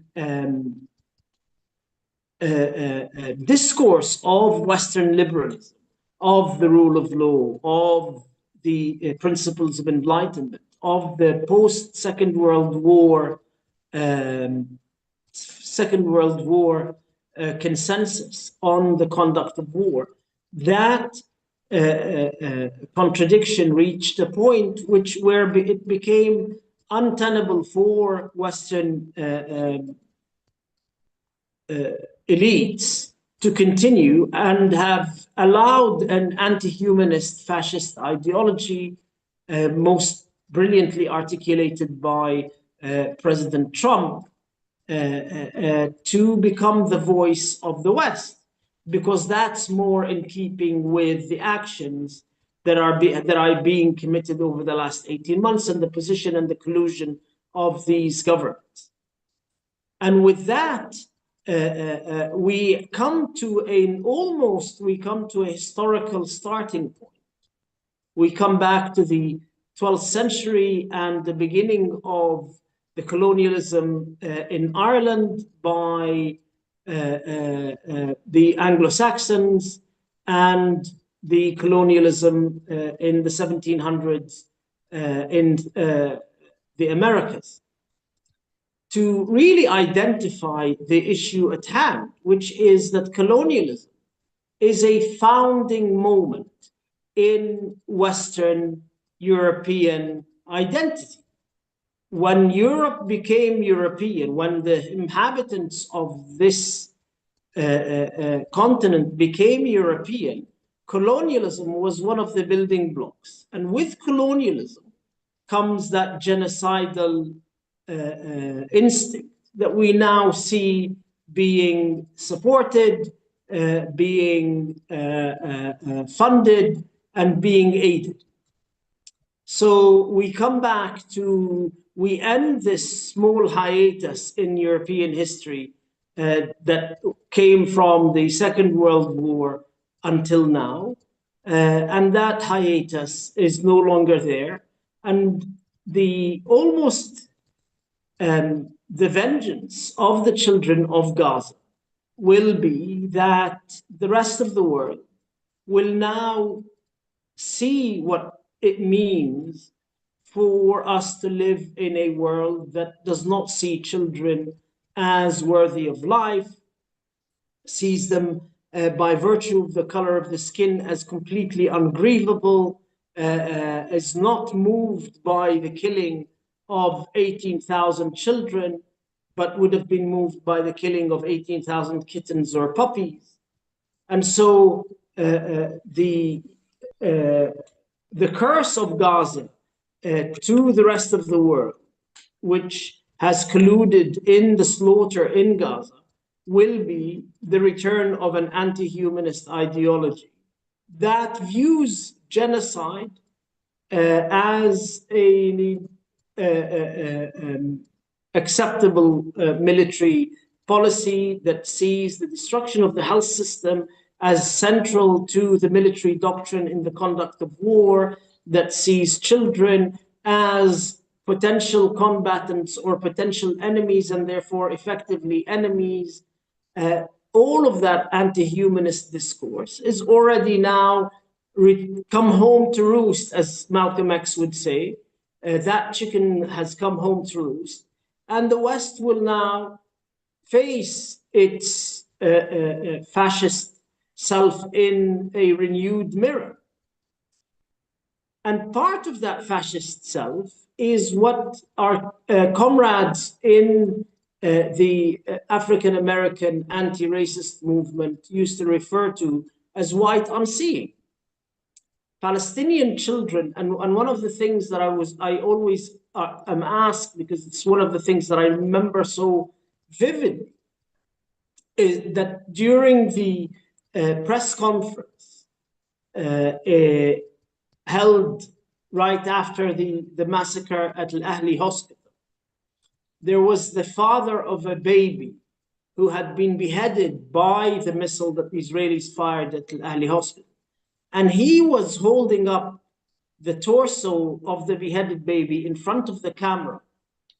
And I kept looking at him and I kept thinking, the problem that Palestinians have always had is they have not figured out that they see you and they unsee you as an active verb, as a white unseeing that saw Australia as an empty land and saw Palestine as an empty land and saw the Americas as an empty land, continues to work in Palestine and with Palestinian children.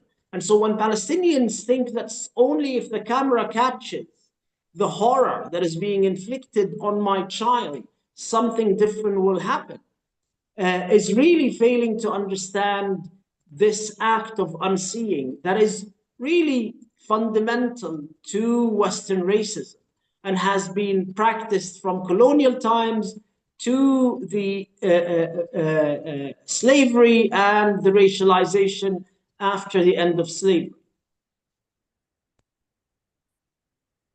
And with that unseeing and with that collusion and genocidal instinct within the European identity, we see the role of medical institutions in this genocide enablement.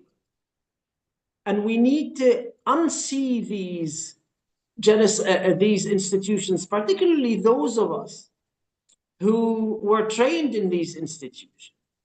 And we need to see them now again for what they are.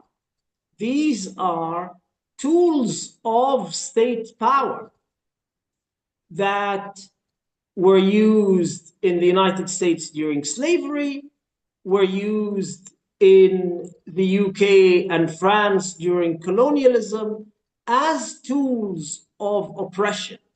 And their silencing of anti-genocide voices is actually the only honest thing that they've ever done, because it's really in keeping with their raison d'etre, in keeping with their history.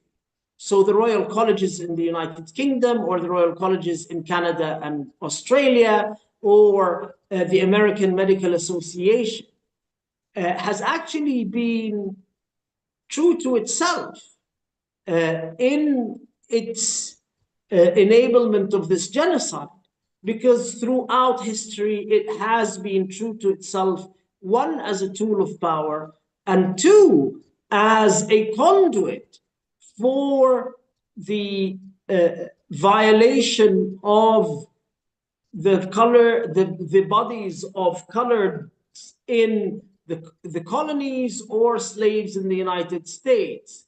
So these medical institutions were critical for the violation that happened to the bodies in a way that only medicine is capable of doing as intimately as it does.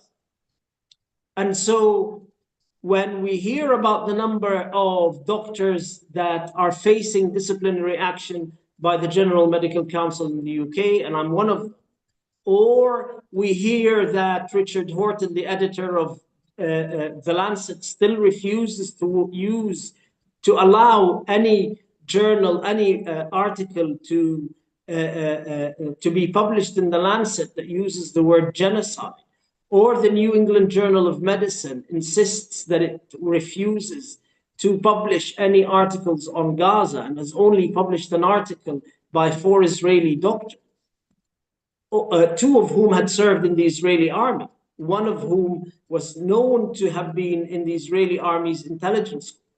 So these institutions that we at some stage were trained by really are colonial, genocidal institutions, and now still fulfill the same role that they were built for and continue to fulfill these roles. 2, there is something that is very critical in trying to understand why Israel ended the ceasefire.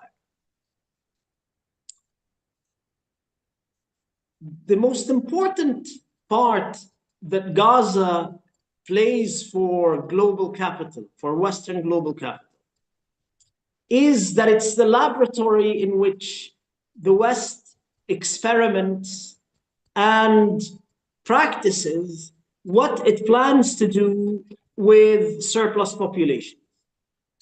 And the Palestinians in Gaza, as a politically surplus population, Gaza is a lab to what we will be seeing in India and in Brazil and in Africa, wherever surplus populations exist. And one of the things that I've always seen, interestingly, because I'm a plastic and reconstructive surgeon, which is a field that is focuses on trying to repair form and function of the human body following the violation of trauma, is that, and the reason why the ceasefire ended so spectacularly, is that violence, colonial violence, has to be performative. It has to be spectacular, because the aim of colonial violence by these colonialist powers, by the Western colonialist powers, is to frighten the rest of humanity into submission. And therefore, it is critical that the Palestinian children are killed so spectacularly. It is critical for people in Nairobi to see us being butchered. It's critical for people in the favelas of Brazil to see us and our children being butchered so performatively and spectacularly at the time when Israel could have just silently continued the genocide, because it had set up the mechanisms for genocidal killing through the malnutrition, the destruction of the health system, the destruction of water and sewage, the creation of a public health catastrophe. But that wasn't enough for the aim of the genocide. The genocide has to function as a warning to the rest of humanity to what happens to those who are surplus to the needs of the way Western powers envisage the globe.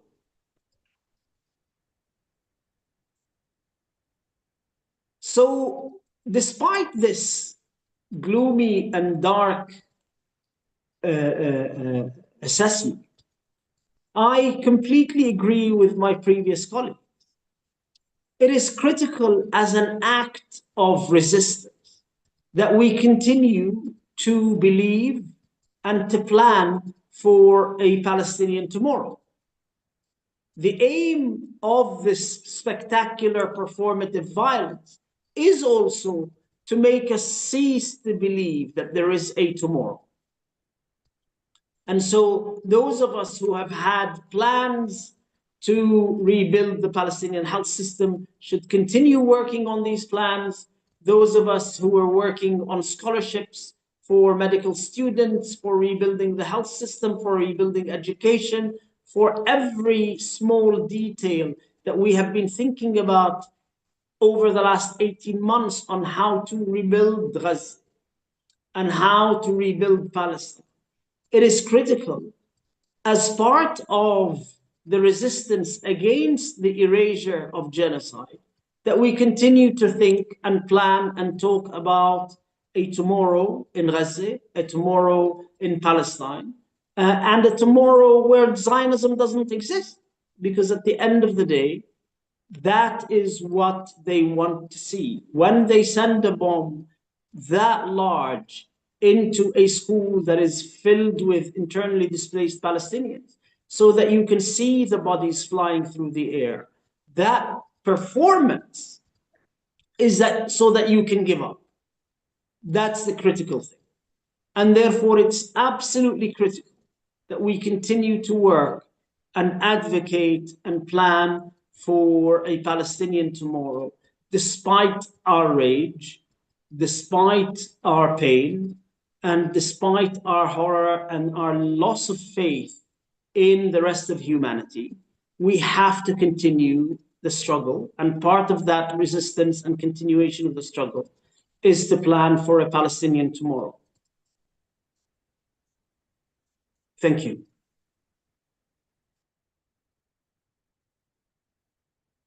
Thank you so much, Dr. Abu Sitta. This was so powerful. We have Dr. Asfiya Kader, our last speaker. And Dr. Asfiya is a child psychiatrist. She is an advocate against genocide. She's a member of Doctors Against Genocide and Healthcare Workers for Palestine. We have learned so much from her. She was instrumental in forming the thinking behind the Sick from Genocide campaign.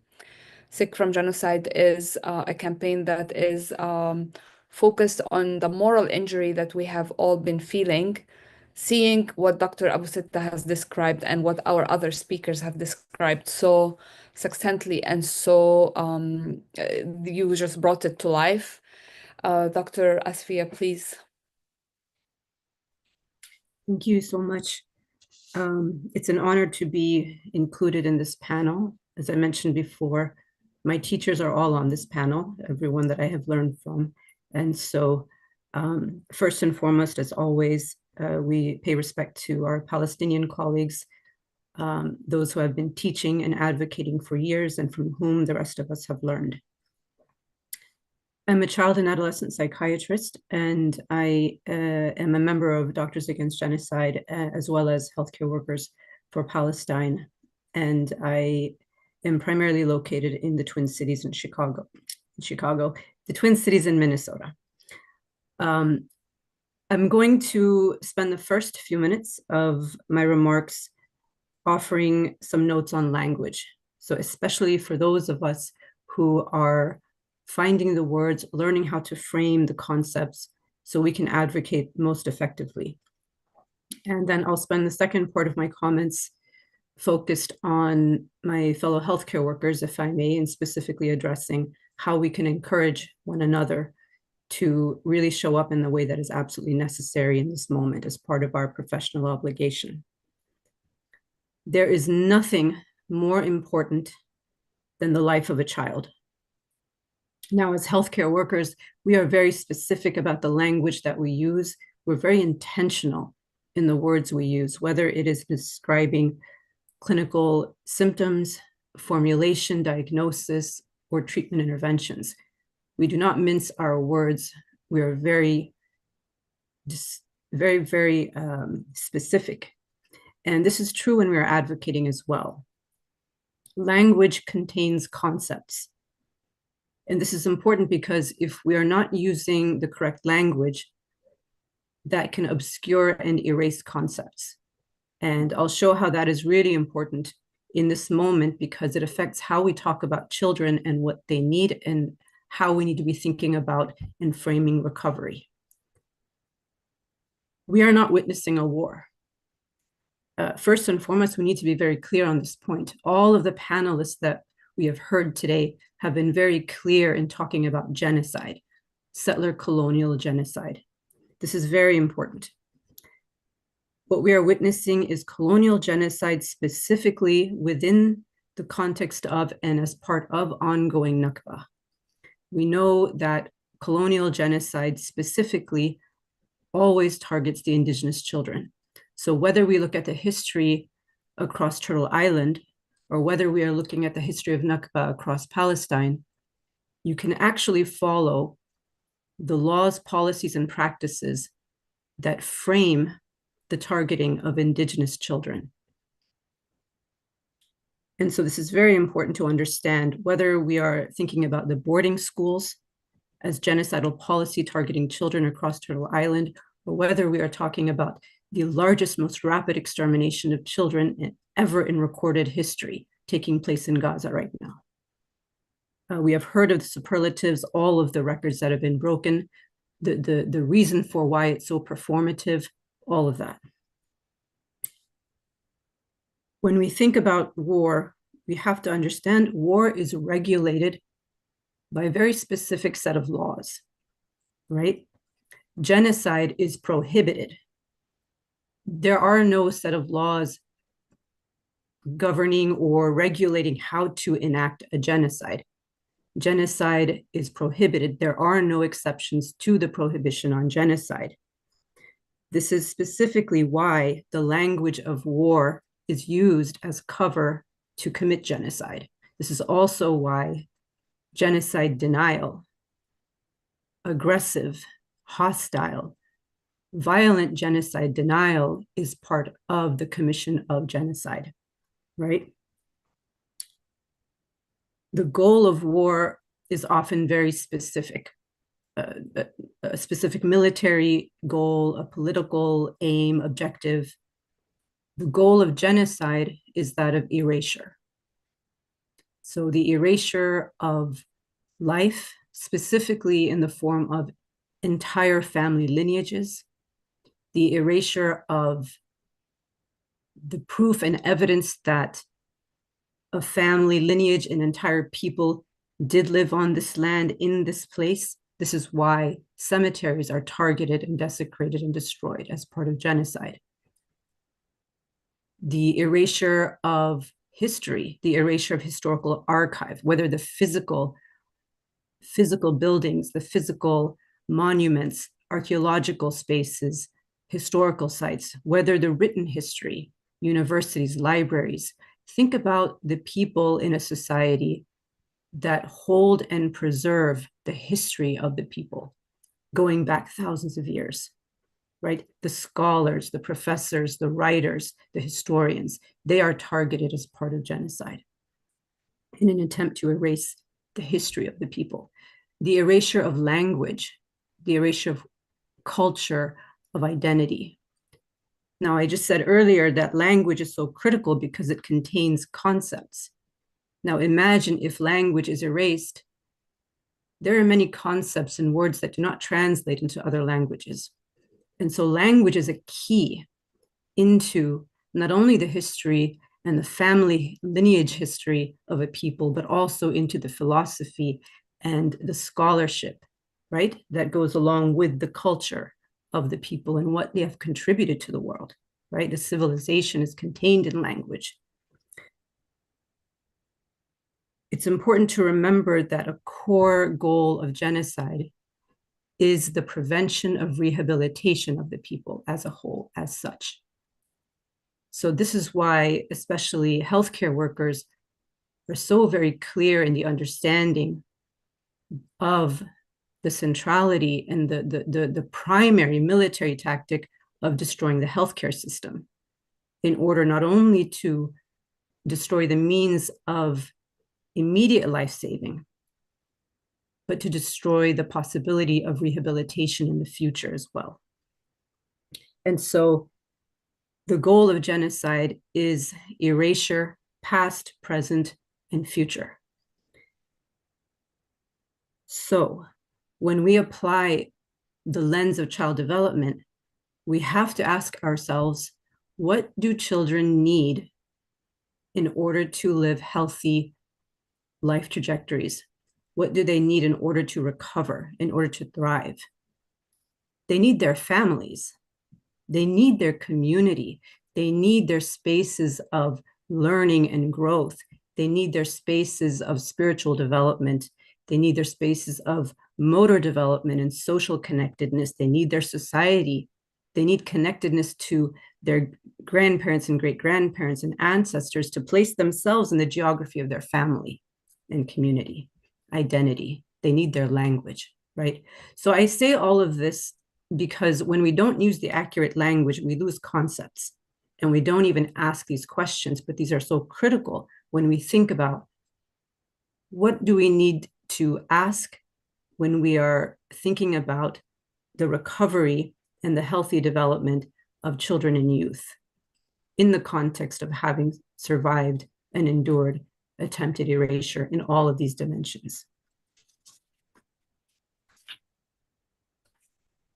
So I'm going to turn now to address my fellow healthcare workers, and in particular, my colleagues, physicians, especially those who have yet struggled to trace a path to find a way into the movement, into advocacy.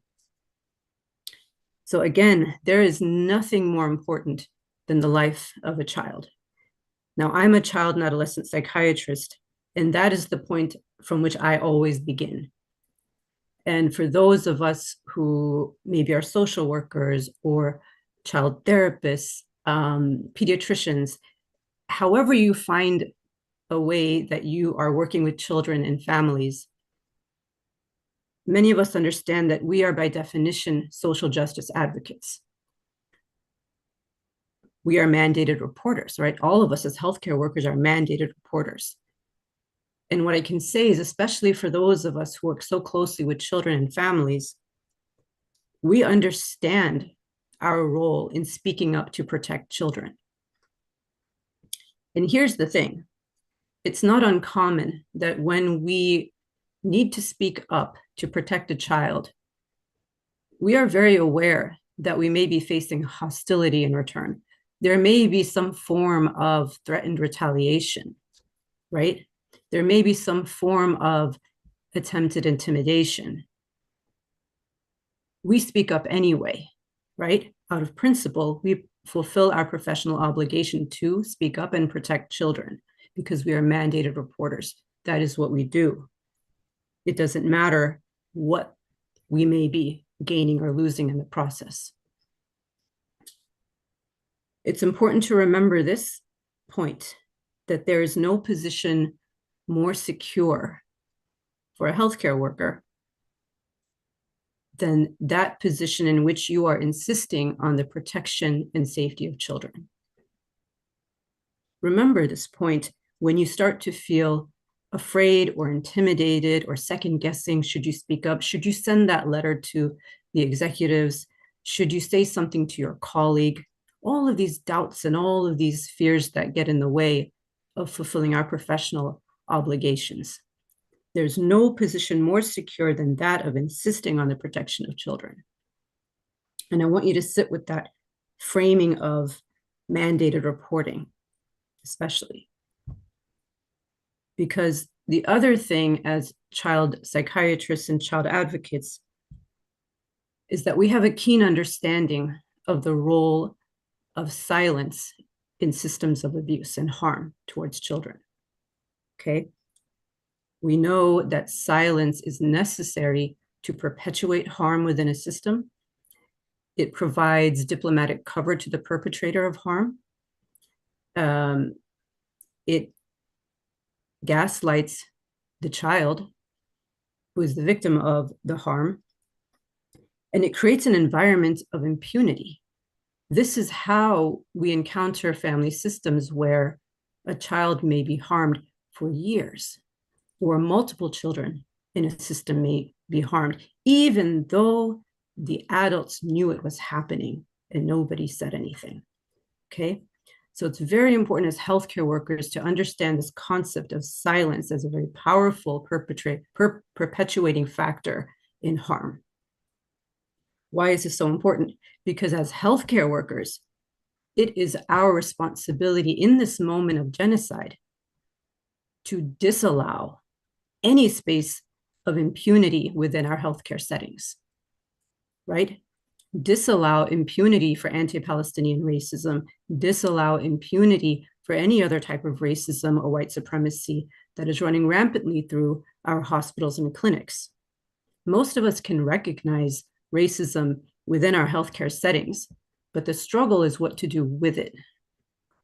And we have to remember that our role, our positioning as healthcare workers is to disallow impunity under our watch, okay? So the other thing that I really want to just underscore in really trying to get across the gravity of silence is that in so many conversations that we have as child advocates with children who are recovering from abuse or trauma, is that the children may not know why they were targeted. I would argue that perhaps the children in Palestine and the indigenous children across Turtle Island will have an understanding of this in a settler colonial frame. But just to give you an example, even if they don't,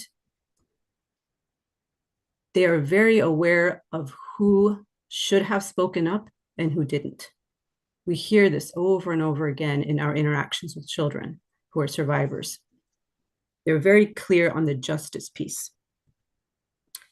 So what should we say about our hospitals, especially our hospitals across the US, that for 18 months have enacted anti-Palestinian racism at unprecedented levels and that have many times created such a hostile environment, enacting genocide denial and insisting on disallowing any talk of genocide within the hospital, whether it's academic teaching, whether it's conversations, in clinical scenarios, or in even communicating when healthcare workers have requested to meet with executive leaders.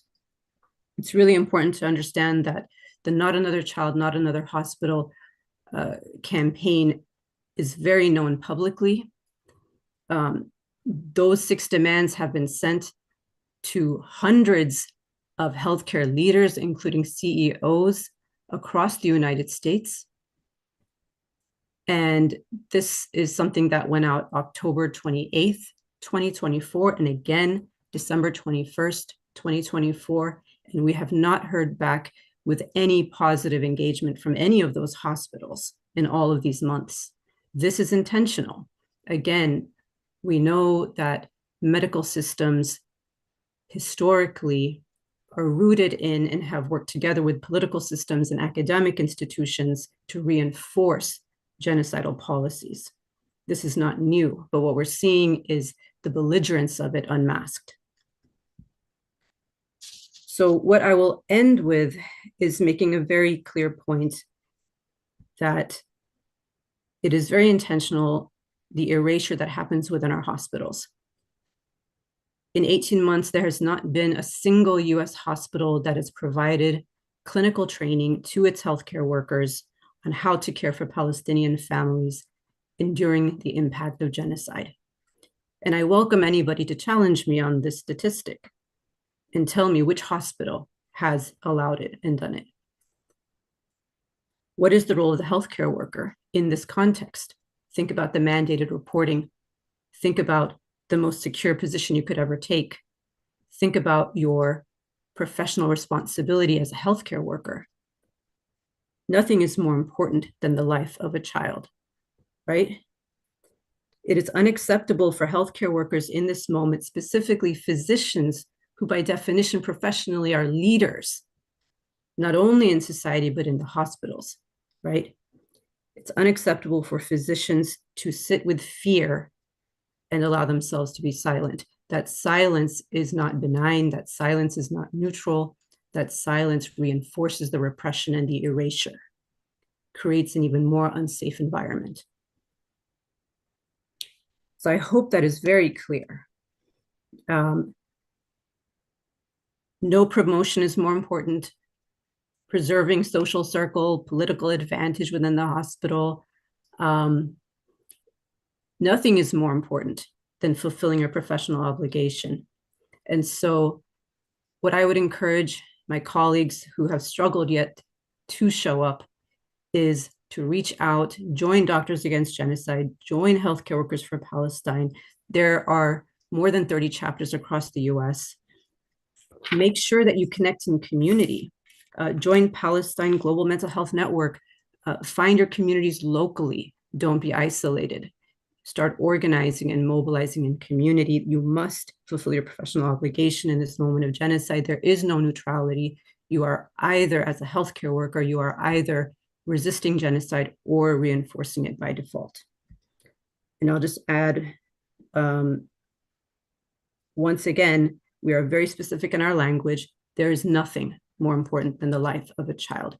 Begin from that point. Thank you, Dr. Asfia. Thank you for this these strong remarks and this presentation. And I'm happy that you ended your call with a call to action for all of us to speak up, to mobilize, to connect with each other.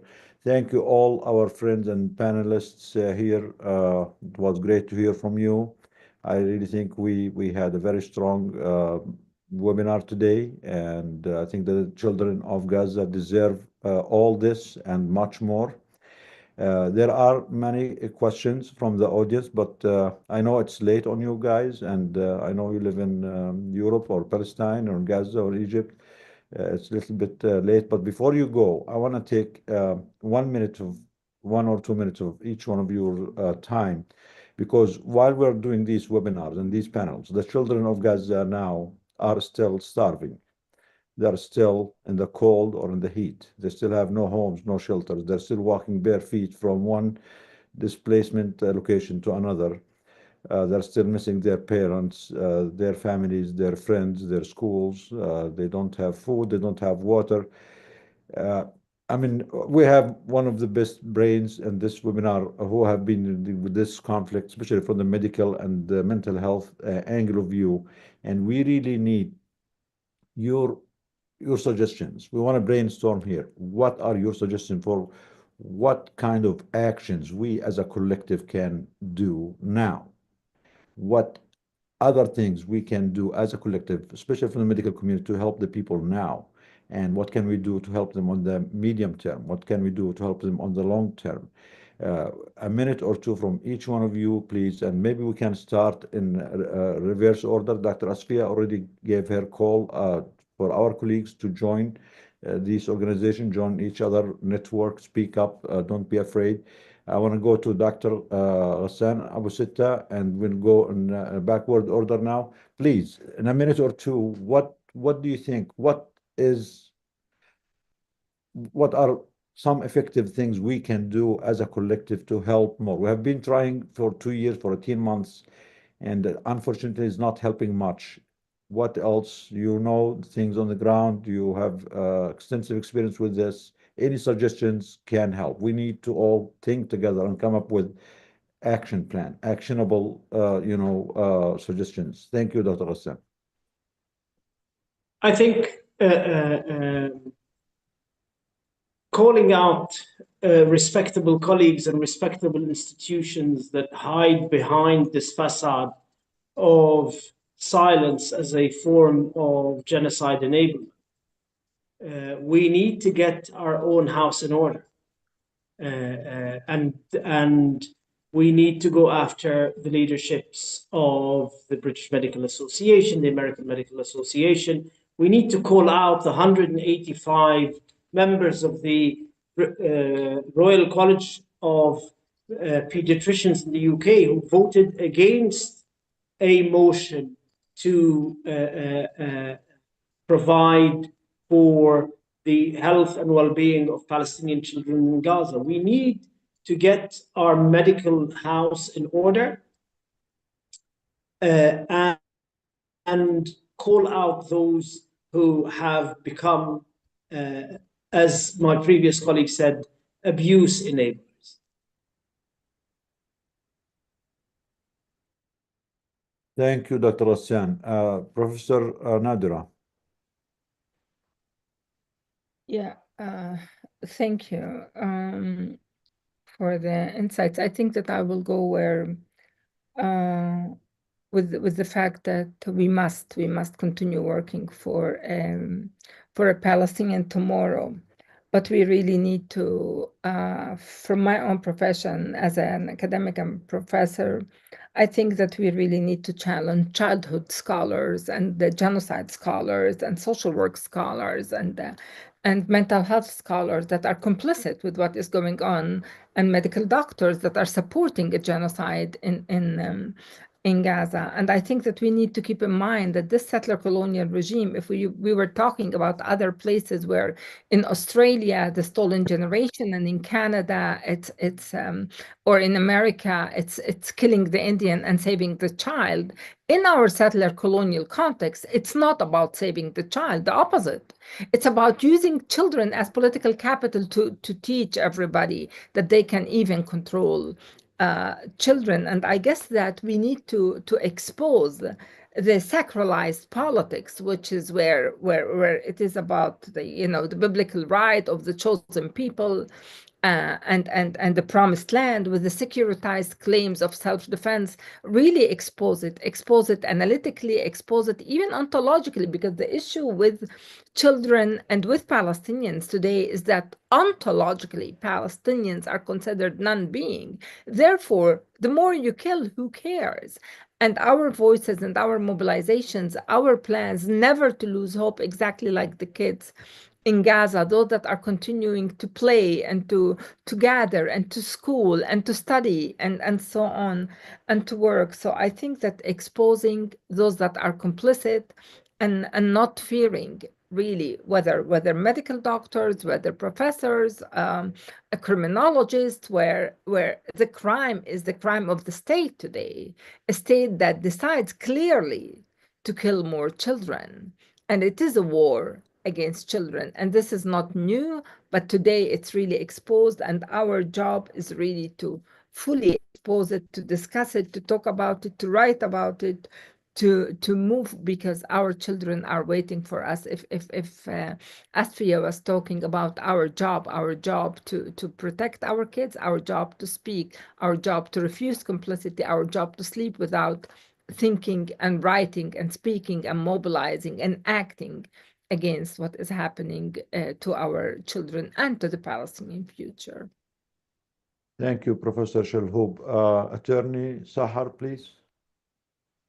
I think as doctors and networks and groups, you should think seriously about how you can pressure in order to boycott and every Israeli medical institution that was silent and accepted that genocide is taking place in Gaza for so long, and all the healthcare entities. I don't know to name all of them, but I'm trying to connect what's going on inside the prisons and the medical staff and the responsibility of the medical staff about torture, about ill treatment and lack of health treatment inside the prisons, and such things should be considered as crimes that they should be responsible and accountable for.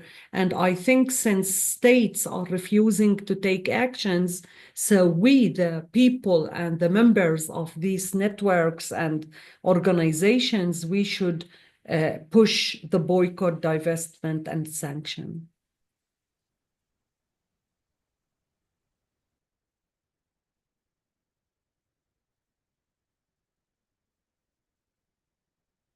You're muted, Nidal. Oh, sorry. Thank you, Sahar. Now we have Dr. Yasser. Go ahead, please, with your suggestions. Thank you very much. Just very few words. First, we all the time keep in mind telling everyone that Palestinian children, they deserve to live the same life that any child deserves to live in any place in this planet, you know. There is no difference, you know. So they are entitled to be treated in a dignified way and to have a livable life, their right to education, their right to health, their right to everything like any normal other child in the world. They are not less than any other child by any means. Second, Gaza, this is not the first time, it's the most terrible one, yes, but we had seen many previous attacks that once they ended, people stop thinking about the psychological well-being of the individual and they think mainly about the physical reconstruction and building back. Well, let's keep in mind that those children have scars that need to be treated.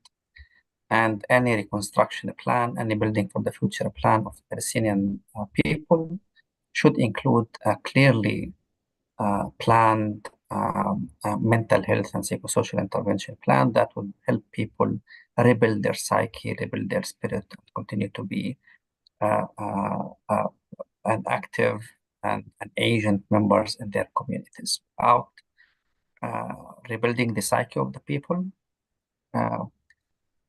we will not have the best future that you could imagine. And finally, as I said when I spoke, let's not lose hope. There is no space for us to lose hope. It's forbidden for us to lose hope. And the children in Gaza, they rely on us. So let's keep moving on. Thank you very much.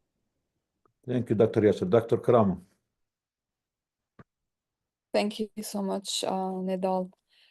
So in order, just to follow up on Dr. Abu Jame's point, in order for us to help children get the resilience that they need, we need to be with them and ask for justice. Justice is a pre-requirement for feeling supported. We cannot ask a child to be resilient and to overcome hardship without being in their corner. And that's how we support the children in Gaza. So a lot of the focus on aid or rebuilding without showing complete solidarity with the victim against the perpetrators and calling for the perpetrators to be held accountable falls short. And that's how I feel we should continue to support every person in Gaza by demanding the justice for them. Thank you, Karama. Dr. Khoury. Thank you very much, Dr. Jbour, and many thanks to everyone for being here, and Doctors Against Genocide, and especially Nadira. You know, Nadira reached out to many people here and made this meeting happen. You know, a lot was said here. The phrase, think about tomorrow, there should be a tomorrow, is the most powerful one. I think the best we can do is never give up. You know, keep working, never give up. What lawyer Francis said, BDS is very powerful. You know, I always quote these numbers. In Jordan, employment increased by 2%. You know, 23,000 jobs were created because people stopped buying foreign products and focusing on local products. We're making a difference. 40,000 startups in the Zionist entity closed. So there we have power. We have a lot of power. I agree with Dr. Hawash that indeed we have to be on the side of children. And that's what we're doing, you know, being on the side of children. What Professor Nadira said is keep writing, you know, we have to be out there. We have to knock everywhere. And I think Doctors Against Genocide are very strategic, you know, with the advocacy on the Hill, with the way you reach out. You know, in no time, you have 20,000 followers. So I think us joining forces, you know, the Palestine-Global Mental Health Network joined forces with Doctors Against Genocide. Our campaign used to be called No Child a Target. Now we partnered with everyone, and that is going to be powerful. It'll make a difference. Thank you.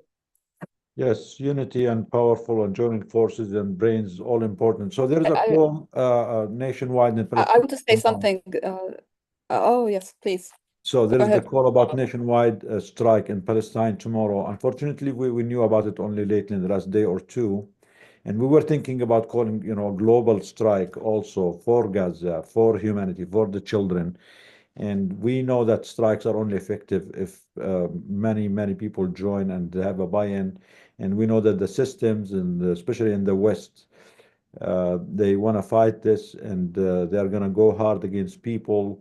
Many of our colleagues, especially in Europe, said that if there is any strike that is not related to the job that you are doing and not related to your benefits, that they have the right to terminate you, and this will discourage many people from joining the strike. But we in Doctors Against Genocide and few colleagues, we have been thinking about strike. We can do it an escalating strike, something like few hours in 1 week, then half a day in the second week, then 1 day, then a whole day. Since our people in Gaza and Palestine called for a nationwide strike tomorrow, I think we can use it as an opportunity to brainstorm among us here in the West what we can do and plan for not just a one-time event, but if tomorrow will be a brainstorming day for us here in the West, everyone talk to their colleagues, to their friends, to their institution, what can we do? Then a week after that, we can do maybe a half day of strike. The week after that, we can do maybe a full day of strike. Then come May 1st. May 1st is the International Day for Labor, and we can also have the labor movement join on this. And I think it would be a good opportunity to have, you know, a more forceful and more global and more impactful strike by May 1st. So I'm just throwing this idea out there for, you know, my friends here to give any feedback. Then there was a call about also reaching out again to the medical institutions, medical organizations. We know they are complicit, but we should not give up. As everyone said here, we cannot give up. We have to keep trying. We have to keep pushing. Try to at least ask them for a joint statement, international medical organization, multiple medical organizations, the BMA, the AMA, all these organizations issue a statement. We are not asking them for miracles. We are not asking them anything illegal. All what we are asking for is call for a ceasefire, protect childhood, protect life, protect humanity, This should not be a controversial call. So if this also an action that you friends here think is a reasonable thing to go, I think Dr. Mofoking mentioned that, Dr. Abu Sitta, Yasser, everyone mentioned that. Maybe we can have a joint group to reach out again to these organizations, because medical organizations have been complicit in genocide, in injustice, in systemic oppression throughout history. But when they move, when they change position, when they issue something right, they do have power. The medical community still is very trusted by the people and does have a lot of capital that we can use. So this is another option. Go ahead, Karama. What suggestion? What were you about to say? I wanted to talk about the strike exactly like you. Yeah. In addition to I think we also need to show solidarity to our people in Gaza, in addition to the brainstorming. And since strikes are so complicated and very risky in terms of job security, it might be worthwhile to try to get a few people together and do a protest or a Sick from Genocide clinic, which is something that we have done successfully in different parts of the country and the world, just to be in solidarity with each other, to have FaceTime together, and most importantly, to show the children in Gaza that we actually care. We heard the call for the strike. We are doing something about it. And we are not just happy doing nothing. So we can go again, one more round, 1 minute each of the great panelists about We can this stay here idea for that you like mentioned. for Please, I this is know, DAG we style, have to do DAG something for style, that. DAG I style don't give webinar. up. We have to keep trying everything we can. So Dr. Ghassan, please go ahead. What do you think of the strikes, of reaching out to the medical association as groups, all of us together, and just demand something basic, stop murdering children. We don't want you to change your politics. If each health worker globally dedicates time to writing to every medical organization, nursing organization that they're part of, whether it's their specialty or it's the general medical organization, demanding that they change their position and openly call for the end of the genocide. I think that is a starting. I think these people need to know that those of us who pay our membership fees are not going to be complicit in their genocide enablement. So we can actually create a committee out of this meeting, us here, and start working on this, right? And we have other people help us to write to every committee and we encourage every doctor, every nurse, everyone who's listening to this, spread the word. Please write to your association, to your organization, to your hospital, to your CEO, and just tell them it's not about politics. It's about life. It's about profession. It's about medicine. It's about our oath to protect life. Call to end the genocide, protect the children, ceasefire, stop murdering children, stop the bombs. Now, Dr. Shalhoub, please. Yeah, well, I think that there's a very nice suggestion by one of them. Commentator to call it a strike in solidarity with the children of Gaza. And I think that this is a nice idea, but I also think that the academic institutions should really be called on, because my own experience is that early on in October, there was over 2,000 scholars, childhood scholars and scholars, genocide scholars that have called to stop the genocide, and especially genociding children, and nothing have moved, the opposite, you see. So I think that we need to start calling those that are supporting the machinery of oppression and of killing and of the genocide against children in their own names. And there are so many so-called scholars, academics that are in in different universities that are not mobilizing to stop the genocide, but rather mobilizing to continue the genocide. And this is a major issue that we really need to be aware of. And I'm talking not only about academics, I'm talking about medical doctors, I'm talking about deans of medical schools, I'm talking about those that are serving in the army and that are serving in an army that is not giving flowers in Gaza. It's killing children in Gaza, and just look at the carceral politics that Sahar was talking about. Incarcerating children and the abuses and the torture and so on. These are issues that are related to health, to mental health, and to also a moral responsibility and ethical responsibility of those that are working in the field, and those that are researching children and calling themselves as researchers of children, where violation is hard at work by the Israeli state and its allies. Yeah, I mean, I know you keep going back to this, but this is a very important point about the doctors and the health system in Israel as being fully complicit in the genocide, in the torture, in the murder of Palestinians. So they are, most of them are reserved. They soldiers. They serve in the army. They do kill civilians. They do kill children, and even those who serve as doctors in the prisons, they allow torture. They enable torture. They stabilize the people to send them for more torture. And all these stories are documented. And actually, in the SDTM and many of these torture camps, they are sending their interns to practice on those prisoners, to practice amputations, to practice procedures without anesthesia. And yes, they are fully complicit in this. They are part of the genocidal regime and genocidal structure. And we cannot remember the call from more than 100 Israeli doctors who demanded that the army bomb the hospitals, and they signed their names. We tried to look up their names, see if they are part of any international medical organizations. Unfortunately, we could not find many names that practice outside of Israel.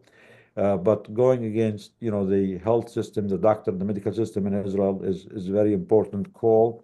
Dr. Yasser, go ahead. Yes, thank you very much. If there is something that I could add is just to have more support and solidarity around the colleagues who are really being active, because they are themselves, we are ourselves are under great pressure, by different areas, different locations, different spaces, etc., and institutions, of course. So I think those active people are in dire need for support. They are in dire need for protection, and they really deserve to be supported. Thank you.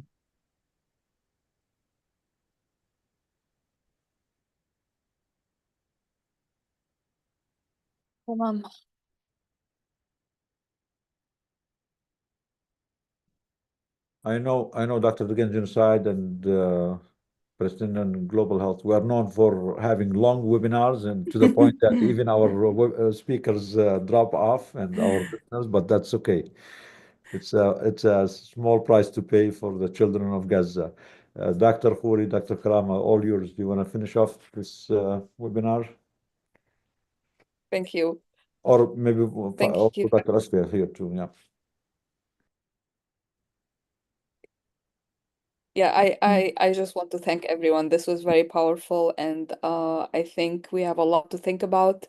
Just putting our heads together from different areas in the world, from different disciplines, inshallah, will make a big difference. So I appreciate every single one of you, and I hope that we will continue this.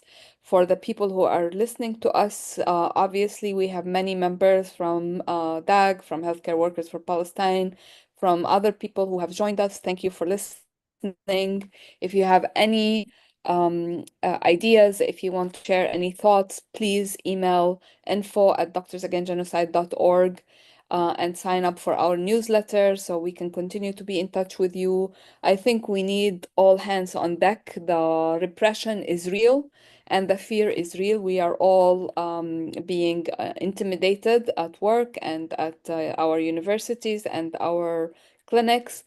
But as Dr. Asfia said, our obligation is to the children. And as long as we are living as